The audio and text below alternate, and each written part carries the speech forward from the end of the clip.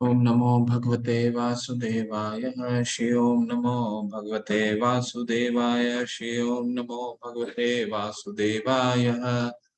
ओम अज्ञानतिमिरिनाथस्य ज्ञानाञ्जनशलाकया चक्षुरुन्मिलितं येन तस्मै श्रीगुरुवे नमः।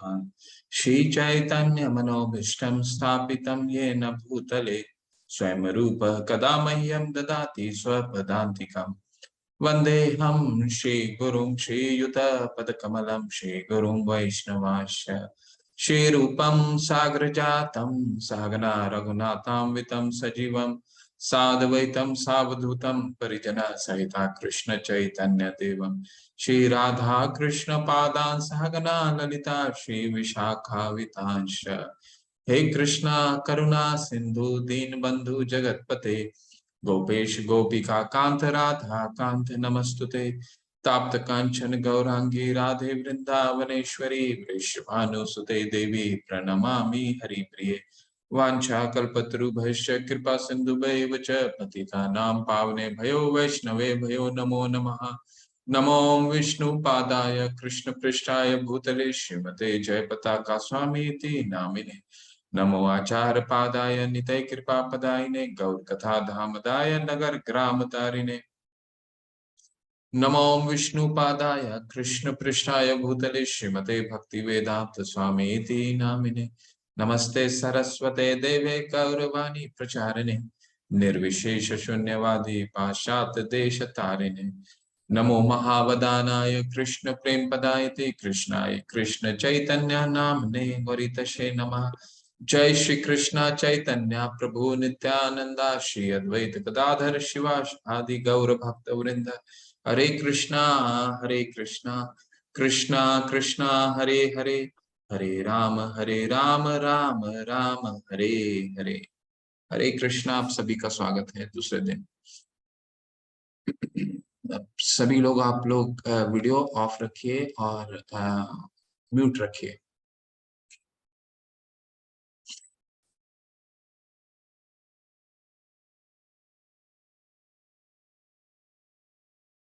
तो दूसरे दिन में आप सभी का स्वागत है। आज बहुत महत्वपूर्ण अध्याय है और बहुत इम्पोर्टेंट कॉन्सेप्ट गीता का जो मूल कॉन्सेप्ट है ये इस अध्याय में भगवान इंट्रोड्यूस करेंगे। भगवान बताएंगे कि किस किस बेस क्या है। इस पूरे गीता को अगर हमें समझना है उसका बेस क्या है, ये दूसरा जो अध्याय है ये हमें बताता है। और दूसरा बहुत महत्वपूर्ण है कि इस अध्याय के द्वारा हम ये आगे आने वाले पूरे 18 दिन 17 दिन आगे हम क्या करने वाले हैं, तो वो पूरा आज के अध्याय में भगवान हमें बताएंगे। जो किसी कोई भी किताब आप पढ़ते हैं तो उसका प्रीफेस होता है ना, तो प्रीफेस में हमें पता चल जाता है कि क्या आने वाला है। ठीक है, तो ये अध्याय में हम भगवान हमें हम यही जानेंगे इस अध्याय में। इससे पहले कल क्या हमने पढ़ा था, मुख्यतः कल हमने अवलोकन पढ़ा था पहले। तो आप लोग में से कौन चैट में डालेगा कि इस्कॉन इस्कॉन के फाउंडर आचार्य कौन है, वो बताए चैट बॉक्स में डालिए। कल हमने किया था, इस्कॉन के फाउंडर आचार्य कौन है, किसने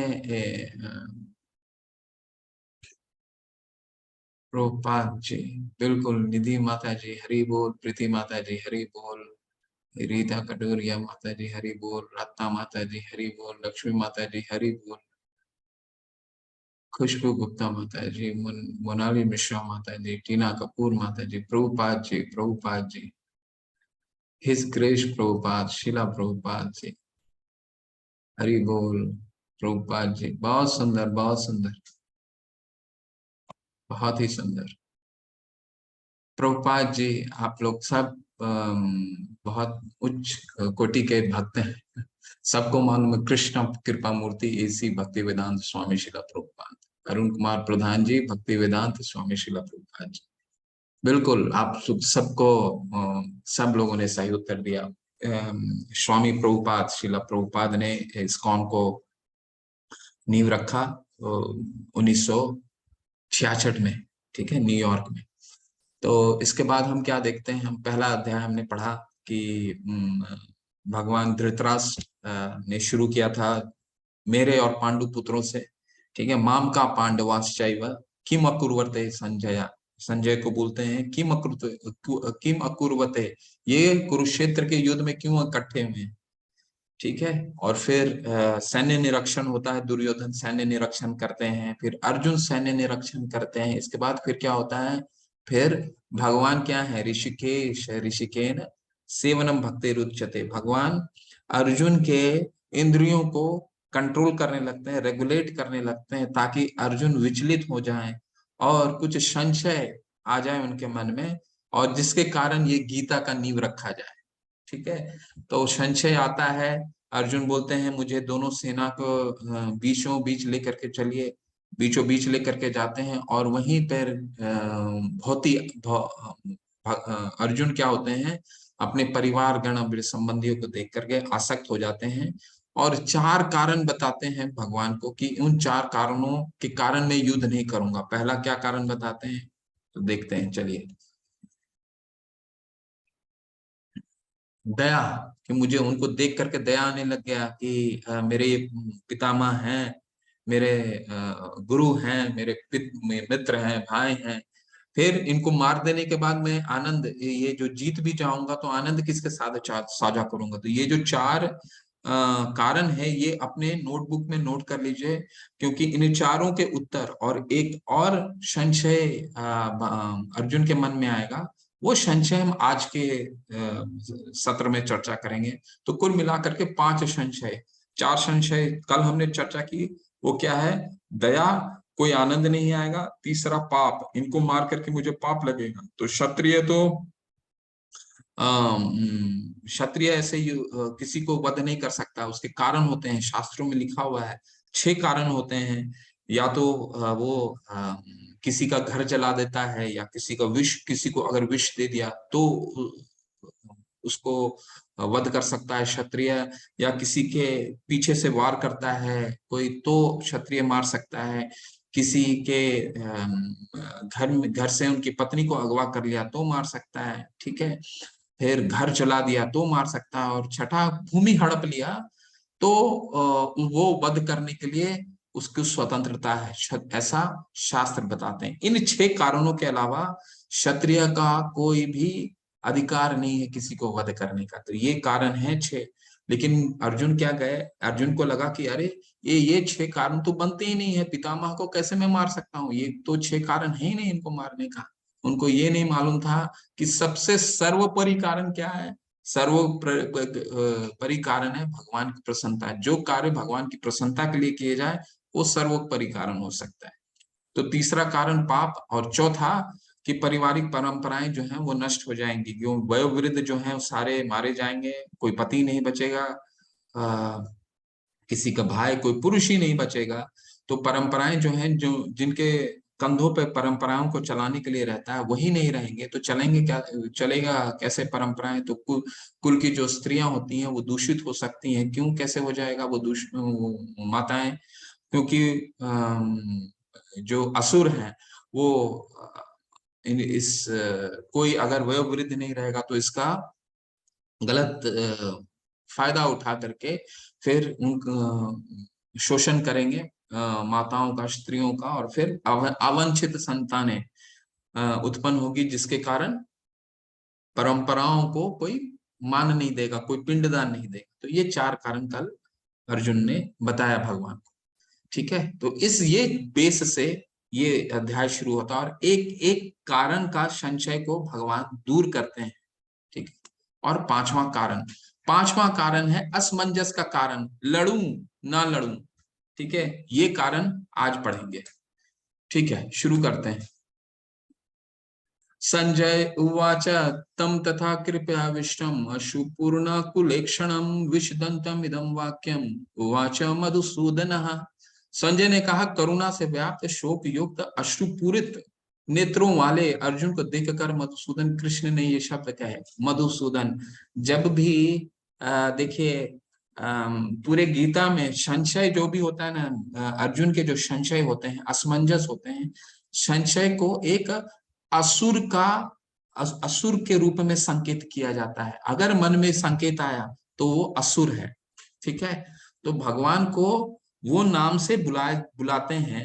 जब संशय को काटना रहता है तो उस नाम से बुलाते हैं, जिस नाम से उन्होंने किसी असुर का वध किया था, जैसे मधु का वध किया था। तो अब संजय कह रहे हैं कि देखिए अब तो अर्जुन जो है वो शोक युक्त हो गए हैं, ठीक है, शोक युक्त हो गए हैं। कुलेक्षणम विषदंत इदम हो गए हैं, वो शोक युक्त हो गए हैं। आंखों से मुंह सूख रहा है उनका, और वो अब युद्ध नहीं कर पा रहे हैं।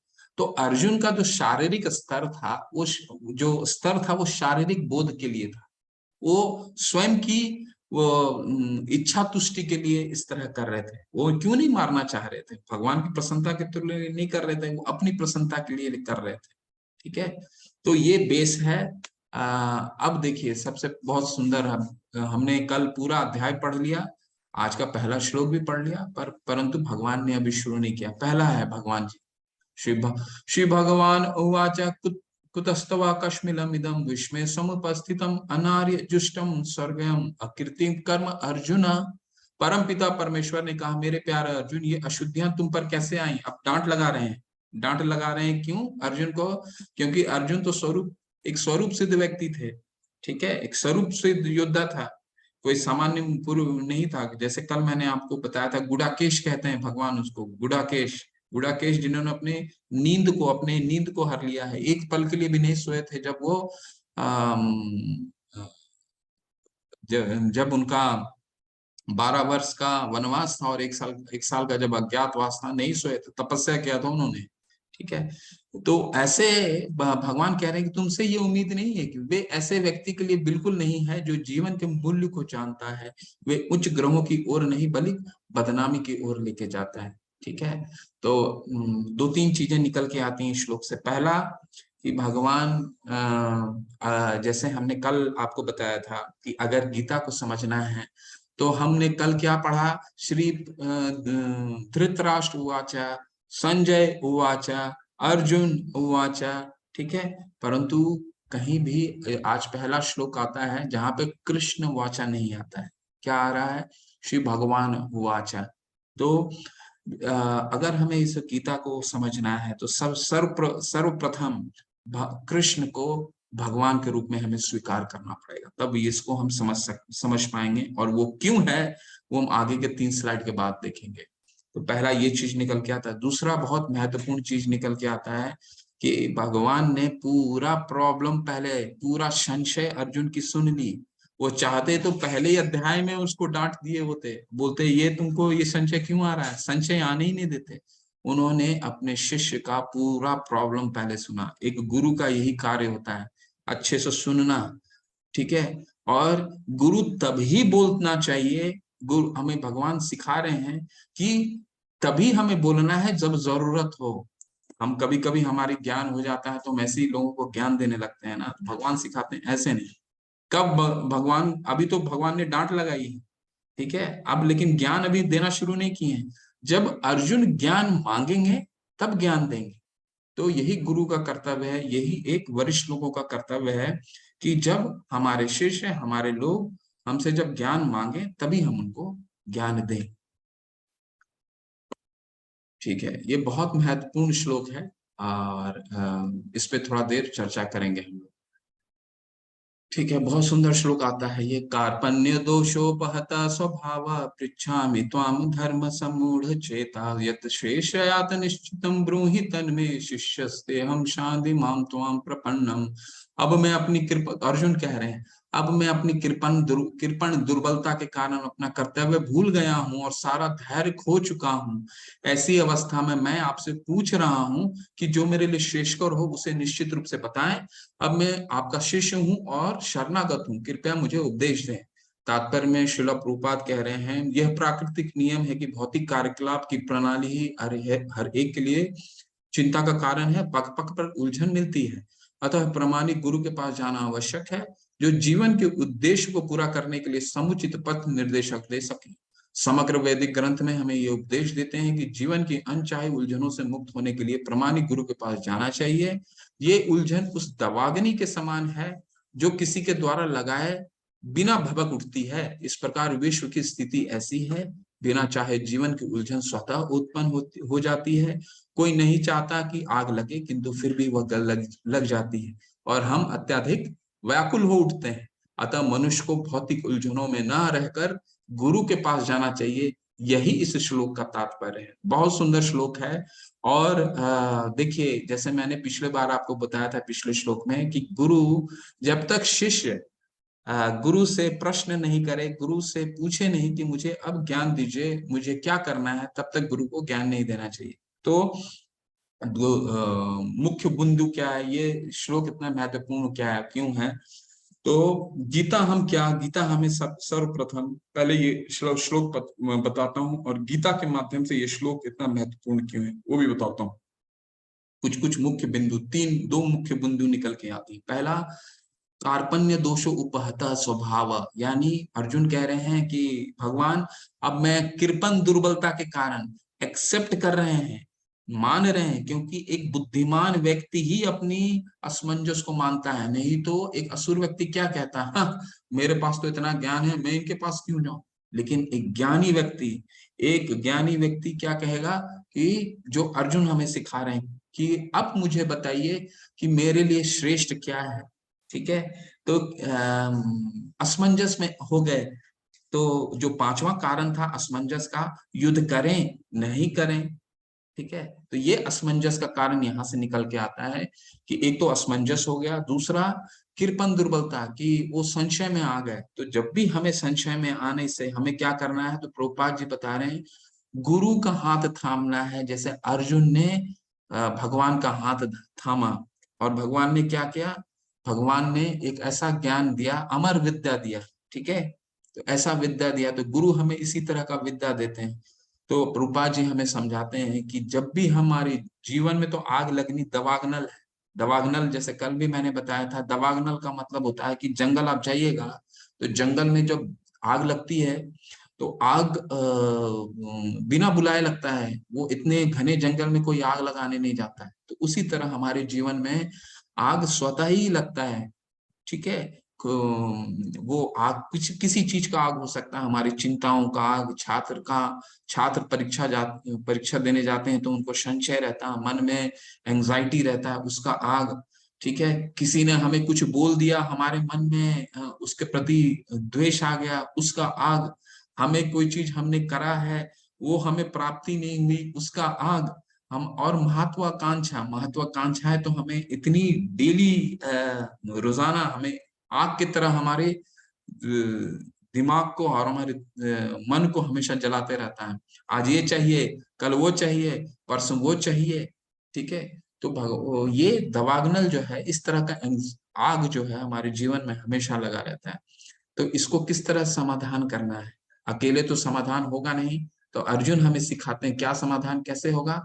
गुरु का हाथ पकड़ना होगा, जैसे अर्जुन ने भगवान का हाथ पकड़ा। बोलो कि अब मुझे कुछ नहीं है, अब आप जो है वही बताइए मेरे लिए।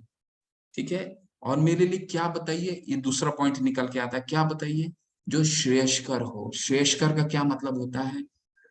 दो शब्द होते हैं, प्रेयस्कर। प्रेयस्कर का क्या मतलब हो गया? प्रिय, प्रिय, जो मेरे लिए प्रिय है। ठीक है, तो मान लीजिए एक छोटा बच्चा है, एक छोटा बच्चा का स्वास्थ्य खराब है, पेट खराब हो गया उसका। ठीक है, तो पैसे लेकर के जाता है और मिठाई के दुकान पे जाता है। मिठाई वाला उसको जब पैसे देता तो मिठाई वाला उसको पैसे दे देगा, जबकि हो सकता है मिठाई वाला को मालूम हो कि बच्चे का पेट खराब हो, फिर भी वो पैसे लेकर के मिठाई दे देगा। लेकिन उसके पिता क्या है, अगर वो पिता से बोलता है कि मुझे मिठाई खाना है पिताजी, तो उसके पिता क्या बोलेंगे? नहीं, तुम्हारे लिए क्या श्रेयस्कर है, अभी मिठाई नहीं खाना है। तो अर्जुन क्या कह रहे हैं? मुझे मेरे लिए जो श्रेयस्कर हो वो बताइए, प्रेयस्कर जो मुझे प्रिय लगे वो नहीं। तो श्रेयस्कर और प्रेयस्कर का ही जो सफर है, ये पूरा गीता का यही सफर है। ठीक है, गीता का क्या सफर है, हमें गीता क्या ज्ञान देती है, इसको ये गीता के ज्ञान से हम जुड़ने का प्रयास करते हैं। गीता का ज्ञान हमें शॉर्ट टर्म गोल से लेकर के लॉन्ग टर्म गोल, ब्राह्मण एक कृपण दुर्बलता से स्टार्ट होता है जो अर्जुन करते हैं, और एक ब्राह्मण का सफर है शॉर्ट साइटेडनेस से फार साइटेडनेस, छोटी खुशियों से लेकर के बड़ी खुशी पाने का एक जर्नी है गीता। ठीक है, तो अर्जुन क्या थे? अर्जुन एक छोटी खुशी पाने के चक्कर में थे कि मैं अपने युद्ध ना लड़ूं, अपने संबंधियों को मैं ना मारूं, उससे मुझे खुशी प्राप्त होगी। परंतु यहाँ पे भगवान क्या है, उनको शाश्वत आनंद देने के लिए ये पूरा ज्ञान देंगे। तो ये गीता हमें यही ज्ञान देती है, ये जर्नी यहीं से शुरू होती है हमारी गीता की। शॉर्ट साइटेड, एक छोटी खुशी, अशाश्वत जो खुशी तुरंत समय खत्म हो जाती है, वो खुशी से एक ऐसी खुशी के ऐसा आनंद जो कभी समाप्त नहीं होने वाला है, वो जर्नी अब हम करने वाले हैं। ठीक है, तो ये श्लोक ये दो तीन चीजें बहुत महत्वपूर्ण बताती है। ठीक है, तो हमें क्या करना है ये श्लोक में, कठिन समय है, जब भी कठिन समय है तो क्या करना है, किसके पास जाना है? जो अर्जुन ने किया वही हमें करना है, यानी गुरु का हाथ थामना है। ठीक है, और एक अब बहुत महत्वपूर्ण में आते हैं भगवान। ये भगवान शब्द को किस तरह से परिभाषित किया गया है, तो भगवान शब्द को परिभाषित, जैसे बलवान, जिसके पास असीम बल हो उसको क्या कहते हैं? बहुत सारा, बहुत बल हो, बहुत शक्तिशाली हो, उसको क्या कहते हैं? बलवान। ठीक है, जिसके पास बहुत बुद्धि हो उसको क्या क्या कहते हैं? बुद्धिमान। जिस, है ना, धनवान, जिसके पास बहुत सारा धन हो उसको क्या कहते हैं? धनवान। लेकिन भगवान किसको कहते हैं? भगवान जो भग धातु से बना हो, भग धातु, इसको परिभाषित किया है व्यासदेव के पिता पराशर मुनि ने। बहुत सुंदर ये श्लोक है जो पराशर मुनि बताते हैं विष्णु पुराण में। ऐश्वर्यस्य सम्राज्ञस्य वीर्यस्य यशस्वी ज्ञान वैराग्यश्चैव सनम भगतिंगना। यानी ये भग जो शब्द है, भग भग, ये छह धातुओं से बना हुआ है। ये छह धातु क्या है? ये छह धातु भगवान को संबोधित करते हैं, वो कैरेक्टरिस्टिक, वो चीज करते हैं जो भगवान में परिभाषित किया जाता है, जो ऐसे व्यक्ति में को परिभाषित किया जाता है। वो छह चीजें जो असीम है, अनलिमिटेड। सुंदरता, तो भगवान की पहला देखिए, पहला पिक्चर देखिए कितना सुंदर है। ये मायापुर के अर्श विग्रह हैं, तो भगवान कितने सुंदर हैं कि जो कंदर्प होते हैं, ठीक है, कामदेव, कामदेव तो कितने सुंदर होते हैं। ब्रह्मा जी बोलते हैं कंदर्प कोटि कमनीय विशेष शोभम।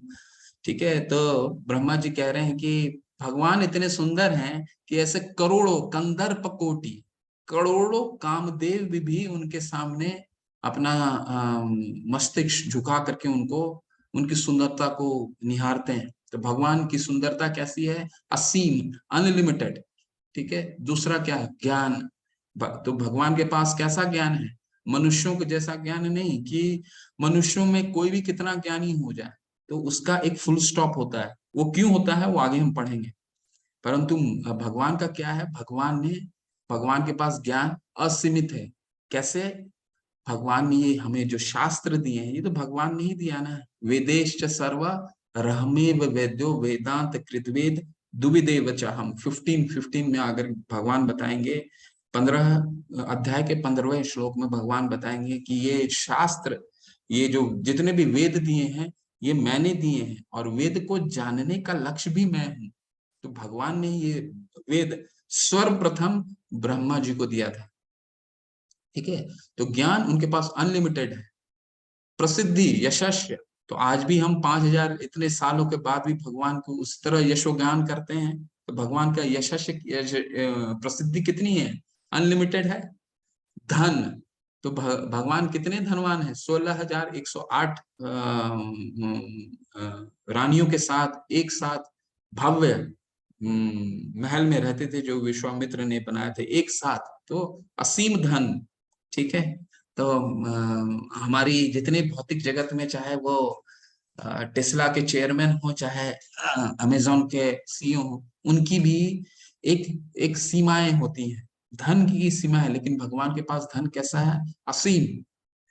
शक्ति तो 5 साल की उम्र में, ये देखिए 5 साल की उम्र में जब बालक थे तो गोवर्धन पर्वत उन्होंने उठा लिया था, इंद्रदेव की प्रकोप से उनको बचाने के लिए, उनकी बारिश से बचाने के लिए 5 साल के ही उम्र में उन्होंने गोवर्धन पर्वत। और त्याग, वैराग्य, उनका कोई वैराग्य असीमित वैराग्य है। ठीक है, अनंत कोटि ब्रह्मांड के नायक हैं और अर्जुन के सारथी बने हुए हैं। ठीक है, और दूसरा, आप उदाहरण के रूप में समझिए, भगवान राम को उनको मालूम है कि उनके साथ गलत हो रहा है, और अगले दिन अपना सिर्फ पिता की बात मानने के लिए उन्होंने 14 वर्ष का वनवास अपनाया।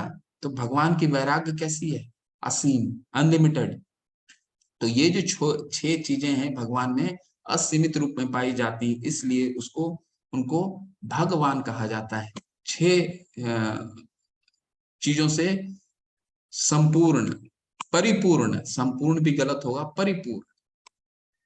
ठीक है, तो भगवान से 3 चीजें निकल के आती हैं, परमेश्वर, परमात्मा और ब्रह्म, ब्रह्म ज्योति। ठीक है, तो इसको कैसे समझ सकते हैं? अब देखिए, ब्रह्म ज्योति, भगवान के अंदर से ये 3 चीजें निकल के आती हैं। ब्रह्म ज्योति क्या है? एक लाइट है, जो बहुत लोग ब्रह्म ज्योति बोलते हैं ना, भगवान निराकार है, तो वो ब्रह्म ज्योति के रूप में भगवान के जो शरीर से कांति निकलती है, रोशनी निकलती है, जैसे बल्ब आप देख लीजिए, बल्ब से जो लाइट निकलता है तो वो लाइट को ब्रह्म ज्योति बोलते हैं। फिर परमात्मा आते हैं और सबसे सर्वश्रेष्ठ परमेश्वर। तो इसको कैसे देखते हैं हम? मान लीजिए यहाँ शुरू में हम एक भगवान को समझना चाहते हैं, जिसका कोई ज्ञान नहीं है, वो क्या देखेगा? एक टीला, एक रोशनी दिख रहा है अभी इस तस्वीर में। ठीक है, ये हो गया भगवान की रोशनी। ये रोशनी कैसे आती है? सूर्य क्यों की रोशनी क्या है? भगवान का एक नेत्र है सूर्य, तो वो रोशनी इस तरह आती है। हमारा ज्ञान और थोड़ा बढ़ता है तो हमें दिखता है कि नहीं, वहां एक और पेड़ है। ठीक है, ये पेड़ क्या है? एक भगवान को परमात्मा के रूप में हम जान पाते हैं, और हमारा ज्ञान और आगे होता है तो हम देख पाते हैं कि उस पेड़ के अंदर एक तोता भी बैठा है, यानी कि वो परमेश्वर है। ठीक है, तो ये ज्ञान का स्तर, जैसे जैसे हमारा ज्ञान बढ़ता है, हमारी भक्ति बढ़ती है, ज्ञान नहीं, भक्ति बढ़ती है, उसी तरह हमारे भगवान को पहचानने का, भगवान को हम ये 3 स्तर में समझ सकते हैं। इसका और एक और उदाहरण से आपको समझाने का प्रयास करते हैं। ठीक है, तो सूर्य की रोशनी, ठीक है, जिसका हमारा ज्ञान अगर कम है तो सूर्य को क्या हम देखेंगे? ऊपर में एक रोशनी की तरह देखते हैं। ठीक है, हमारा थोड़ा सा और ज्ञान बढ़ता है तो क्या देखेंगे? कि सूर्य एक गोला है, यानी वो परमात्मा हो गए। और जब हम हमारा और ज्ञान बढ़ जाता है तो हमें ये पता चलता है कि सूर्य सिर्फ एक रोशनी नहीं, एक गोला नहीं, परंतु सूर्य का एक सतह भी होता है। ठीक है, तो ये, इसको हम सतह को क्या कहें समझेंगे? भगवान परमेश्वर समझेंगे। तो भगवान के ही ये तीनों रूप भगवान के अंदर से ही निकलते हैं, उनकी ज्योति, परमात्मा, और जो परमात्मा हमारे हृदय में रहते हैं। ठीक है, और भगवान स्वयं। ठीक है, तो ये 3 रूप में भगवान को जाना जा सकता है। अब बहुत इंपॉर्टेंट कॉन्सेप्ट है, और पहला प्रश्न का उत्तर देंगे, पहले संशय को काटेंगे अभी। भगवान क्या पहला संशय था? दया, मित्र संबंधी को मारे जाएंगे। इसको कैसे भगवान काटते हैं वो चलिए देखते हैं।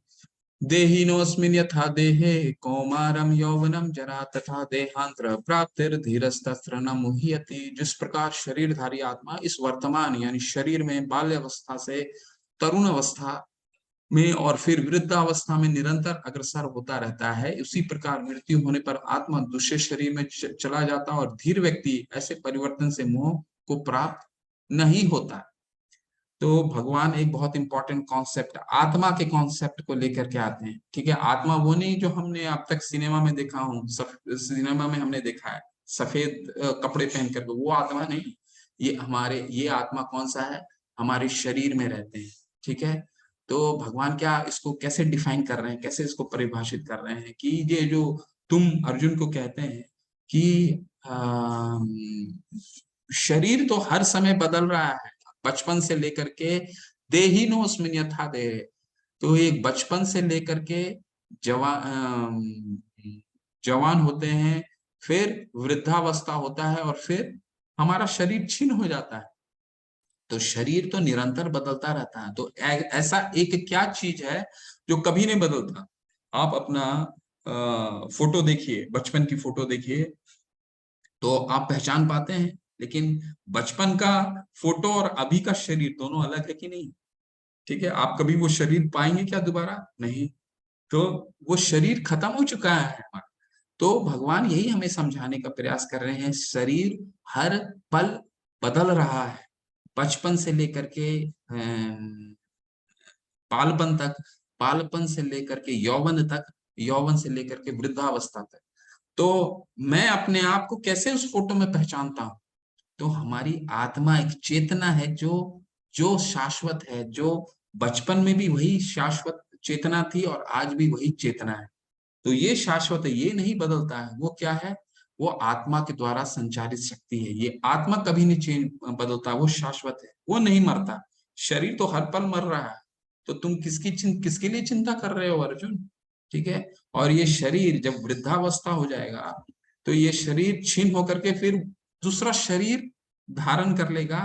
वो शरीर कैसे धारण करेगा, वो तो बात कर देखेंगे, बाद में समझेंगे हम लोग कि वो कैसे शरीर धारण होगा। परंतु अभी ये समझना बहुत महत्वपूर्ण है कि जो हमारा आत्मा है वो शाश्वत है, और हर पल शरीर के बदलते शरीर में भी वो जर्नी कर रहा है, और वो शाश्वत है। तो अर्जुन को इसी तरह समझाने का प्रयास कर रहे हैं कि तुम किसके लिए क्यों चिंता कर रहे हो उतना। ठीक है। तो उसका और समझाते हैं, वासांसि जीर्णानि यथा विहाय नवानि गृह्णाति नरो परानि तथा शरीरानि विहाय जीर्णान अन्यानि संयाति नवानि देहि। जिस प्रकार मनुष्य पुराने वस्त्र को त्याग कर नए वस्त्र धारण करता है, उसी प्रकार आत्मा पुराने तथा व्यर्थ के शरीर को त्याग कर नवीन भौतिक शरीर धारण करता है। तात्पर्य में प्रभुपाद जी बताते हैं, अनुआत्मा द्वारा शरीर का परिवर्तन एक स्वीकृत तथ्य है। आधुनिक विज्ञानी जन तक जो आत्मा के अस्तित्व पर विश्वास नहीं करते, पर साथ ही हृदय से शक्ति साधन की व्यवस्था व्यवस्था भी नहीं कर पाते, उन परिवर्तनों को स्वीकार करने को बाध्य है जो बाल्यकाल से कुमार अवस्था और फिर तरुण अवस्था तक वृद्धावस्था में होते रहते हैं। वृद्धावस्था से यही परिवर्तन दूसरे शरीर में स्थानांतरित हो जाता है। तो बहुत सुंदर इंपॉर्टेंट कॉन्सेप्ट है, और ध्यान से सुनिएगा। इसी यही बेस है, यही फाउंडेशन है। आत्मा और शरीर का ही ज्ञान मुख्य ज्ञान है, जिससे हम पूरे शास्त्र को ये पूरे गीता को भगवान इस बेस पे ही समझाएंगे। इसलिए ये बहुत इंपॉर्टेंट है इसको समझना। अभी भगवान क्या कह रहे हैं कि देखिए, हम शरीर जो है हर बार बदल रहा है, और ये जैसी वृद्ध हो जाता है, इस कपड़े की तरह त्याग करके नया कपड़ा धारण कर लेता है। ठीक है। तो अर्जुन को समझाने की प्रयास कर रहे हैं कि देखो, तुम्हारे भीष्म पितामह का तो कपड़ा वृद्ध हो गया है, द्रोणाचार्य का कपड़ा वृद्ध हो गया है। ये अब नया शरीर, क्योंकि ये पुण्य आत्मा है, ये नया शरीर धारण करेंगे, तो तुमको चिंता करने की क्या आवश्यकता है? आत्मा तो है, आत्मा तो शाश्वत है, वो तो मरना, वो उसकी मृत्यु नहीं होती। ठीक है। और ये नया शरीर धारण करेगा जो बहुत ऊर्जा पूरित रहेगा, एनर्जेटिक मिलेगा। अभी तो ये वृद्ध हो गए हैं। ठीक है। तो इस चीज को समझाने का प्रयास करें। देखिए, आत्मा के कॉन्सेप्ट को कई कई प्रभुपाद जी के किताब अगर आप पढ़ेंगे, तो उसमें एक बहुत अच्छा इनकाउंटर आता है प्रभुपाद जी का डॉक्टर बिगोलो के साथ।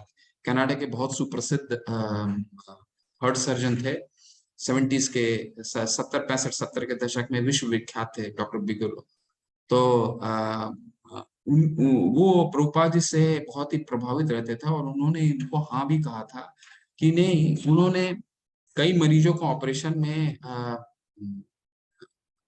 अपना दम तोड़ते हुए देखा था, और वो इस चीज को समझते थे कि शरीर तो वहीं के वहीं रह जाता है। ऐसा क्या चीज है जो उस समय एक शरीर का आंख खुला रहता है, और तत्काल वो उस आंख से वो रोशनी चली जाती है। ठीक है, तो वो एक वो चीज क्या है जो तत्काल वो चली जाती, शरीर तो उनके सामने है, परंतु वो तत्काल चीज क्या है। तो उन्होंने काफी शोध भी किया था उस पे, लंदन के एक बहुत उच्च संस्था के साथ मिलकर के भी शोध करने का प्रयास किया था। ठीक है, कुछ और कॉन्सेप्ट समझते हैं आत्मा के। नैनम छिन्दन्ति शस्त्राणि नैनम दहति पावकः न चैन कलेदयन्तापो न शोषति मारुतः। यह आत्मा न तो कभी कभी न कभी किसी शस्त्र द्वारा खंड खंड किया जा सकता, न अग्नि द्वारा जलाया जा सकता, न जल द्वारा भिगोया या वायु द्वारा सुखाया जा सकता। तो भगवान बता रहे हैं कि इसको तुम कुछ नहीं कर सकते हो, ना काट सकते हो, ना भिगो सकते हो, ना जला सकते हो, ना सुखा सकते हो। ऐसा क्यों? क्योंकि श्वेताश्वर उपनिषद में बहुत अच्छा आता है, आत्मा आत्मा देखिए शास्त्र आत्मा को, हमारा विज्ञान आत्मा को अभी नहीं ढूंढ पाया, क्योंकि इसका साइज कैसा है वो हमें शास्त्र बताते हैं। क्या? बाल अग्रस्त भागस्य शतता कलिपतस्य च, यानी ये बाल जो है ना हमारा हेयर का टिप का बाल अग्रस्त भागस्य शतता कलिपतस्य च। बाल के हेयर के जो टिप होता है उसका 1/10,000 पार्ट, वो है आत्मा का साइज।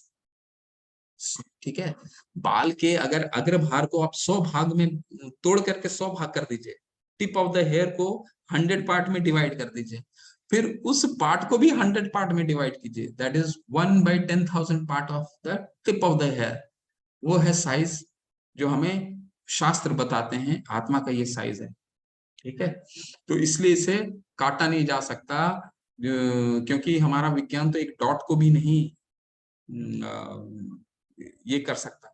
तो इसे भिगोया नहीं जा सकता, सुखाया नहीं जा सकता। तो अर्जुन को यही समझाने का प्रयास करें, तुम क्यों चिंतित हो, दया तुमको आ रहा है तो ये तो आत्मा को तो कोई नहीं मार सकता, काट भी नहीं सकता, वो तो जीवित है। तो इसको जानने से हमें क्या लाभ होगा, आत्मा और शरीर के कॉन्सेप्ट को जानने से हमें लाभ क्या प्राप्त होगा। तो देखिए ये बहुत सुंदर स्लाइड है जिसमें बताते हैं कि शरीर, हमें हमारा शरीर में हम तनाव महसूस करते हैं, निराशा महसूस करते हैं, डिप्रेशन महसूस करते हैं, चिंता महसूस करते हैं, और आगे पिछले 20 साल में तो ये सब बीमारियां बढ़ती जा रही हैं। लोगों के पास धन, विज्ञान की उन्नति हो रही है, धन उपार्जन बढ़ता जा रहा है, और ये 4 बीमारियां बढ़ती जा रही हैं। तनाव ज्यादा होता जा रहा है, निराशा होती जा रही है, डिप्रेशन, चिंता, ये सब बढ़ते जा रहे हैं। ऐसा क्यों हो रहा है? ऐसा इसलिए हो रहा है कि हम अपने आप को शरीर मानते हैं, शारीरिक स्तर पर सोचते हैं। तो शरीर के स्तर पे सोचेंगे तो उसको तो हम, भगवान कल शंकराचार्य आदि गुरु भी बता रहे थे कि हम उसको बाह्य रूप से तो हम सफाई कर लेंगे, लेकिन आत्मा को पोषण कैसे मिलेगा? आत्मा कैसे जब आत्मा संतुष्ट, हम बोलते हैं ना कभी कभी, या आत्मा तृप्त हो गया, कभी कभी हम ये कुछ चीज हमें बहुत प्रसन्न होता है, प्रसन्नता होती है, तो हमें लगता है ना हृदय, हमारा आज हृदय से हम खुश हैं, है ना, ऐसा हम बोलते हैं। परंतु वो है क्या, वो कॉन्सेप्ट क्या है? बोलते तो हैं, परंतु वो कॉन्सेप्ट ये है कि हम, हमारा आत्मा को जब हम आत्मा के स्तर पे उसको पोषित करेंगे, तब हमें रियल हैप्पीनेस, जो शाश्वत आनंद है, वो मिलेगा।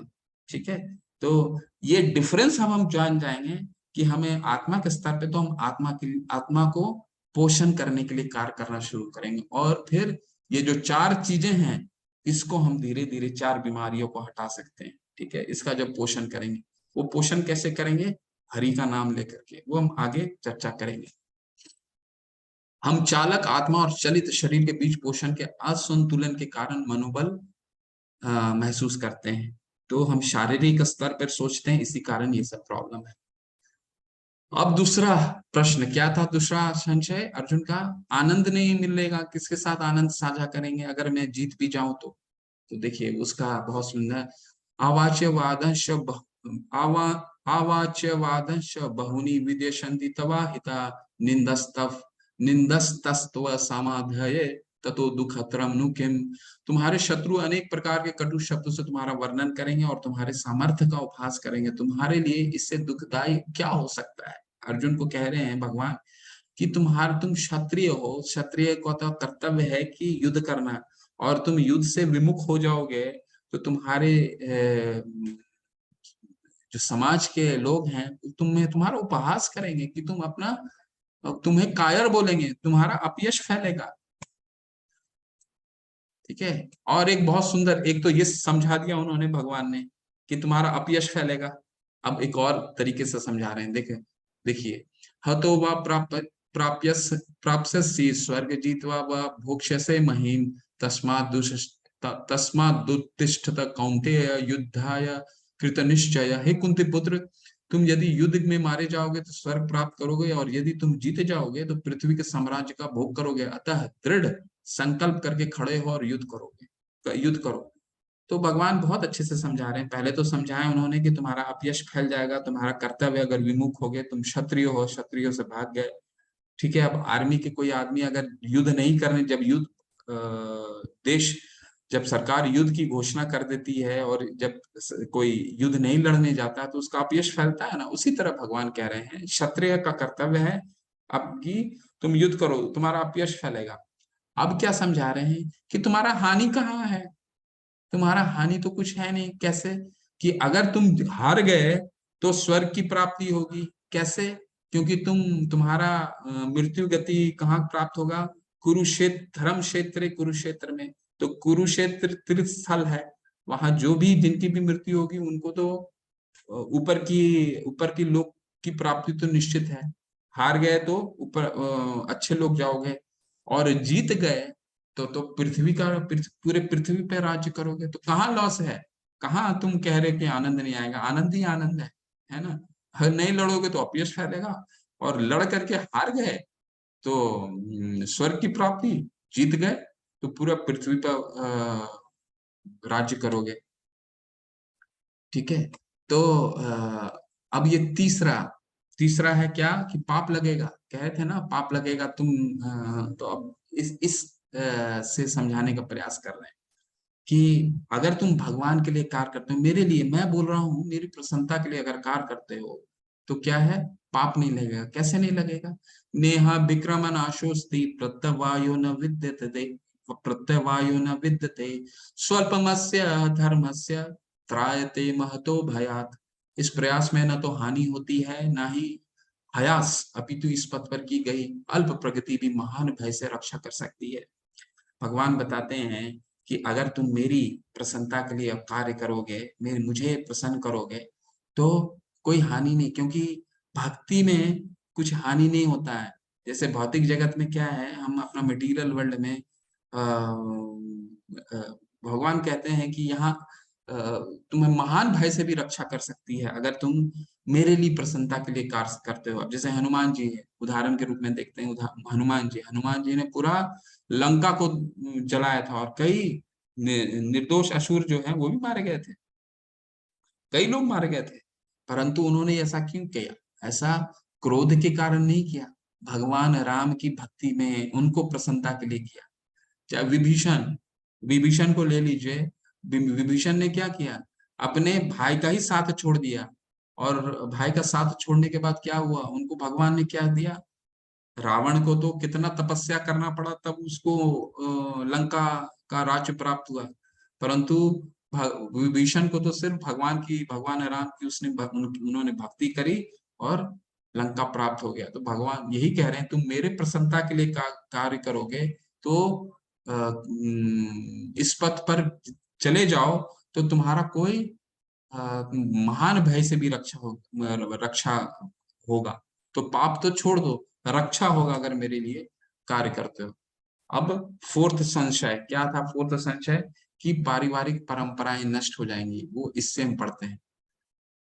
तो बहुत सुंदर है। ये क्या कह रहे हैं? त्रैगुण्य विषय वेदा निस्त्रैगुण्य भवार्जुना निर्द्वंदोष नित्य सत्वस्थो निर्योग क्षेम आत्मवान। वेदों में मुख्यतः प्रकृति के 3 गुणों का वर्णन हुआ है। हे अर्जुन, इन तीनों गुणों से ऊपर उठो, समस्त देवताओं और लाभ या सुरक्षा की सारी चिंताओं से मुक्त होकर आत्मपरायण बनो। सुंदर, बहुत सुंदर। भगवान क्या बताते हैं कि देखिए, ये जो वेद है, वेद किसने लिखा? सर्वप्रथम लिखा तो व्यासदेव, लेकिन सबसे पहले बताया किसने? भगवान ने। वेदेश सर्व रहमे वेद्यो। और ये वेदों, भगवान कह रहे हैं कि वेदों का मुख्य उद्देश्य, कोई भी वेद पढ़ लीजिए, उसका मुख्य उद्देश्य क्या है? भगवान को जानना। ठीक है।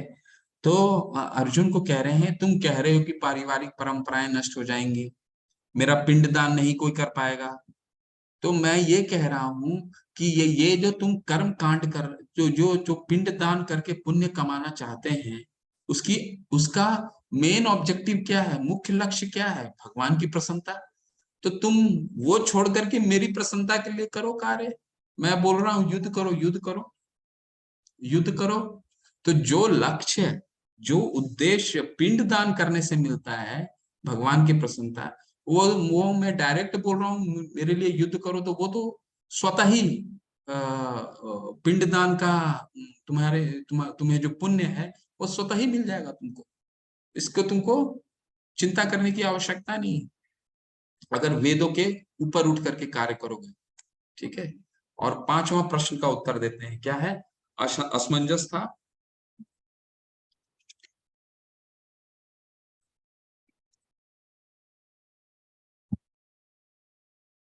असमंजस था। तो असमंजस को भगवान कैसे समझाते हैं? देखिए, व्यवसाय आत्मिका बुद्धि एके ह कुरु नंदना बहुशाखा हिनंत्याश्च बुद्धियो व्यवसाय नाम। जो इस मार्ग पर चलते हैं वे प्रयोजन में दृढ़ रहते हैं और उनका लक्ष्य भी एक होता है। हे कुरुनंदन, जो दृढ़ प्रतिज्ञ नहीं है उनकी बुद्धि अनेक शाखाओं में विभक्त रहती है। व्यवसाय आत्मिका बुद्धि बहुत बहुत महत्वपूर्ण शब्द है। व्यवसाय आत्मिका बुद्धि का क्या मतलब है? व्यवसाय आत्मिका बुद्धि मतलब जो कृष्ण भावनामृत, एक बहुत इंपॉर्टेंट वर्ड को लेकर के मैं भी आ रहा हूँ। कृष्ण भावनामृत। कृष्ण भावनामृत का मतलब होता है भगवान की सेवा करना। ठीक है। तो जो भगवान की सेवा में स्थित है, ठीक है, उससे दृढ़ विश्वास हो जाता है। तो अर्जुन को बता रहे हैं, अगर ये तुम्हें दृढ़ विश्वास है कि तुम मेरी प्रसन्नता के लिए कार्य कर रहे हो, ठीक है, और तुम्हें ये विश्वास है कि मैं ही, कृष्ण ही सभी के मूल कारण हैं, तो तुम मुझे मेरे अंश के रूप में देखोगे, भगवान के अंश के रूप में तुम मुझे मेरी प्रसन्नता के लिए कार्य करोगे। तो फिर परिवार, राष्ट्र, समाज के लिए सोचना ही, जब तुम ये समझ में तुमको आ जाएगा कि सबका मूल मैं ही हूं, तो इनकी चिंता ही तुम छोड़ दोगे। ठीक है। तुम्हारी जो बुद्धि है वो मेरे में स्थिर हो जाएगी। ठीक है। इस तरह अब जैसे प्रभुपाद जी उदाहरण के रूप में आप समझिए, प्रभुपाद जी व्यवसाय आत्मिका बुद्धि कैसे, कि वो एक गुरु, कल मैंने आपको बताया था, गुरु जब भक्ति सिद्धांत सरस्वती ठाकुर ने उनको कहा कि आप मेरे जितने इंग्लिश स्पीकिंग लोग हैं उनके बीच में जाकर के भगवान का प्रचार प्रसार कीजिए, क्योंकि आपकी अंग्रेजी इंग्लिश बहुत अच्छी। ठीक है। तो ये गुरु की आज्ञा पालन करने के लिए इतने दृढ़ हो गए, इसे कहते हैं व्यवसाय आत्मिका बुद्धि। तो अर्जुन को ये समझाने के प्रयास कर रहे हैं कि तुम दृढ़ हो जाओ मेरे प्रसन्नता में। अगर दृढ़ हो गए तो फिर असमंजस का कोई कोई कारण ही नहीं रहेगा, असमंजस रहेगा ही नहीं। तुमको पता चल जाएगा कि मेरी मेरी प्रसन्नता के लिए तुम्हें कार्य करनी है। तो ये एक श्लोक आप सभी ने सुना होगा, बहुत ही प्रचलित श्लोक है गीता का। कर्मण्येवाधिकारस्ते मा फलेषु कदाचन मा कर्म फल हेतु, माँ कर्म फल हेतु भू माँ ते संगोस्तव कर्मणि। तुम्हें अपने कर्म कर्तव्य करने का अधिकार है, किंतु कर्म के फलों के तुम अधिकारी नहीं हो। तुम ना तो कभी अपने आप को अपने कर्मों के फलों को कारण मानो, ना ही कर्म न करने में कभी आसक्त हो। भगवान कह रहे हैं कि कर्म के फल के कर्म तुम्हारे हाथ में, सिर्फ कर्म करना है, फल तुम्हारे हाथ में नहीं है। ठीक है। ये हम 18वें अध्याय में पढ़ेंगे कि कोई भी कर्म है इसके 5 कारण होते हैं। ठीक है। 5 कारण होते हैं, और जिसमें हमारा सिर्फ एक कारण होता है। हम अपने आप को सिर्फ एक कारण, हमारा जो हम कंट्रोल कर सकते हैं वो एक होता है, वो होता है हमारी चेष्टाएं। बाकी जो 4 कारण होते हैं वो 18वें अध्याय में पढ़ेंगे, वो हमारे बस में नहीं होता है। और सबसे अंतिम कारण क्या होता है? परमात्मा का स्टैंप। ठीक है, जो जब तक परमात्मा जिस कार्य में परमात्मा का हाथ है उसको हमें एक्सेप्ट करना होता है। तो हम अपने आप को कर्म का कारण मान लेते हैं, और जितनी भी परेशानी होती है, एंजाइटी होती है, वो इसी कारण होती है ना, कि हम अपने आप को ही उस फल का भोगी मान लेते हैं। हमारे हाथ में कुछ नहीं, आप कुछ भी कार्य करके देख लीजिए, सिर्फ हम उस पे अपना कर्म कर सकते हैं। फल हमारे हाथ में नहीं होता है, क्योंकि इसका कंपोनेंट है 18वें अध्याय में, और इसको तोड़ करके हम पढ़ेंगे कि कर्म कर्म का फल है वो किस तरह नापा जा सकता है। 5 कारण होते हैं उसके। ठीक है, तो कई स्टूडेंट हैं वो देखिए, अपने आप को कोई भी असफलता मिलती है तो अपने आप को कारण मान लेते हैं। ठीक है, और गलत, कभी कभी गलत कदम भी उठा लेते हैं। भगवान यहाँ समझाने का प्रयास कर रहे हैं कि ये कारण तुम हो ही नहीं। श्री भगवान उवाच प्रजाहति यदा कामान सर्वो सर्वान् पार्थ मनोगतान् आत्मनेव आत्मना आत्मनेव आत्मनेव आत्मना तुष्ट स्थित प्रज्ञस्त उच्यते। श्री भगवान ने कहा, है पार्थ, जब मनुष्य मनोधर्म से उत्पन्न होने वाली इंद्रिय तृप्ति की समस्त कामनाओं को परित्याग कर देता है, और जब इस तरह से विशुद्ध हुआ उसका मन आत्मा से संतोष प्राप्त करता है, तो वह विशुद्ध दिव्य चेतना को प्राप्त या स्थित प्रज्ञ कहा जाता है। एक और बहुत अच्छा कॉन्सेप्ट है। पहले तो उन्होंने बताया व्यवसाय आत्मिका बुद्धि, कि तुम अपनी बुद्धि अगर मेरे में स्थित कर दिए, व्यवसाय आत्मिका बुद्धि एक है कुरुनंदना, मेरे हे कुरुनंदन, अगर तुम्हारी बुद्धि मेरे में स्थित हो गई तो फिर तुम्हारा असमंजस का कोई स्कोप नहीं रह जाएगा। अब इससे एक स्टेप और आगे बढ़ते हैं। क्या बोलते हैं? तुम स्थित प्रज्ञ बन जाओगे। स्थित प्रज्ञ क्या मतलब? बिल्कुल आत्माराम। आत्माराम का क्या मतलब हुआ? कि दुख और सुख से परे। अब जैसे आप चित्र में देख रहे हैं, प्रहलाद महाराज 5 साल के बालक हैं। इनके इनके पिता हिरण्यकश्यपु ही इनके इनको जान इनकी इनका इनका वध करना चाहते थे, और कई तरह से उन्होंने प्रताड़ना की। सांपों के बीच में डाला, हथियार से वार किया, पहाड़ से ऊंचे पहाड़ से धक्का देने का प्रयास किया। उनकी बहन ने उनको अपने साथ में गोद में लेकर के उसको जलाने का प्रयास करा, कई तरह की प्रताड़ना की, लेकिन फिर भी ये विचलित नहीं हुए। इसको क्या कहते हैं? स्थित प्रज्ञ। ठीक है, या फिर आप देखिए, ये देखिए, अब इनको जलाने का भी होलिका ने जलाने का प्रयास किया था, पर हुआ क्या? वो तो भगवान उनकी सुरक्षा खुद किए। प्रभुपाद जी को भी देख लीजिए, कल हमने देखा प्रभुपाद जी को भी स्थित प्रज्ञ थे। ठीक है, आत्माराम बिल्कुल वो हिप्पियों के बीच में रह करके भी किसी तरह से विचलित नहीं हुए, है ना। तो कोई उनको दुख, 40 रुपए जेब में थे फिर भी अपने, कोई उनको 2 हार्ट अटैक आया, ठीक है, तो भी कोई परेशानी नहीं हुई। उनकी मेहनत से आज हम इस गीता का अध्ययन कर रहे हैं। ठीक है? और ये बहुत ही महत्वपूर्ण है। ये 2 श्लोक जो हैं, ये कई विश्व के प्रख्यात कॉलेजों में पढ़ाया जाता है साइकोलॉजी के रूप में, इंटायर साइंस ऑफ साइकोलॉजी। ये श्लोक, दोनों श्लोक बहुत महत्वपूर्ण श्लोक हैं, और ये बताते हैं क्या है? ये मनुष्य का पतन, फॉल फॉल डाउन क्यों होता है। ये 8 स्टेप प्रोसेस है, 8 स्टेप बताते हैं क्यों होता है। ठीक है, ये मनुष्य का पतन क्यों होता है, ये एक उदाहरण से भी आपको समझाएंगे। पहले हम श्लोक पढ़ देता हूँ, फिर आपको समझाऊंगा।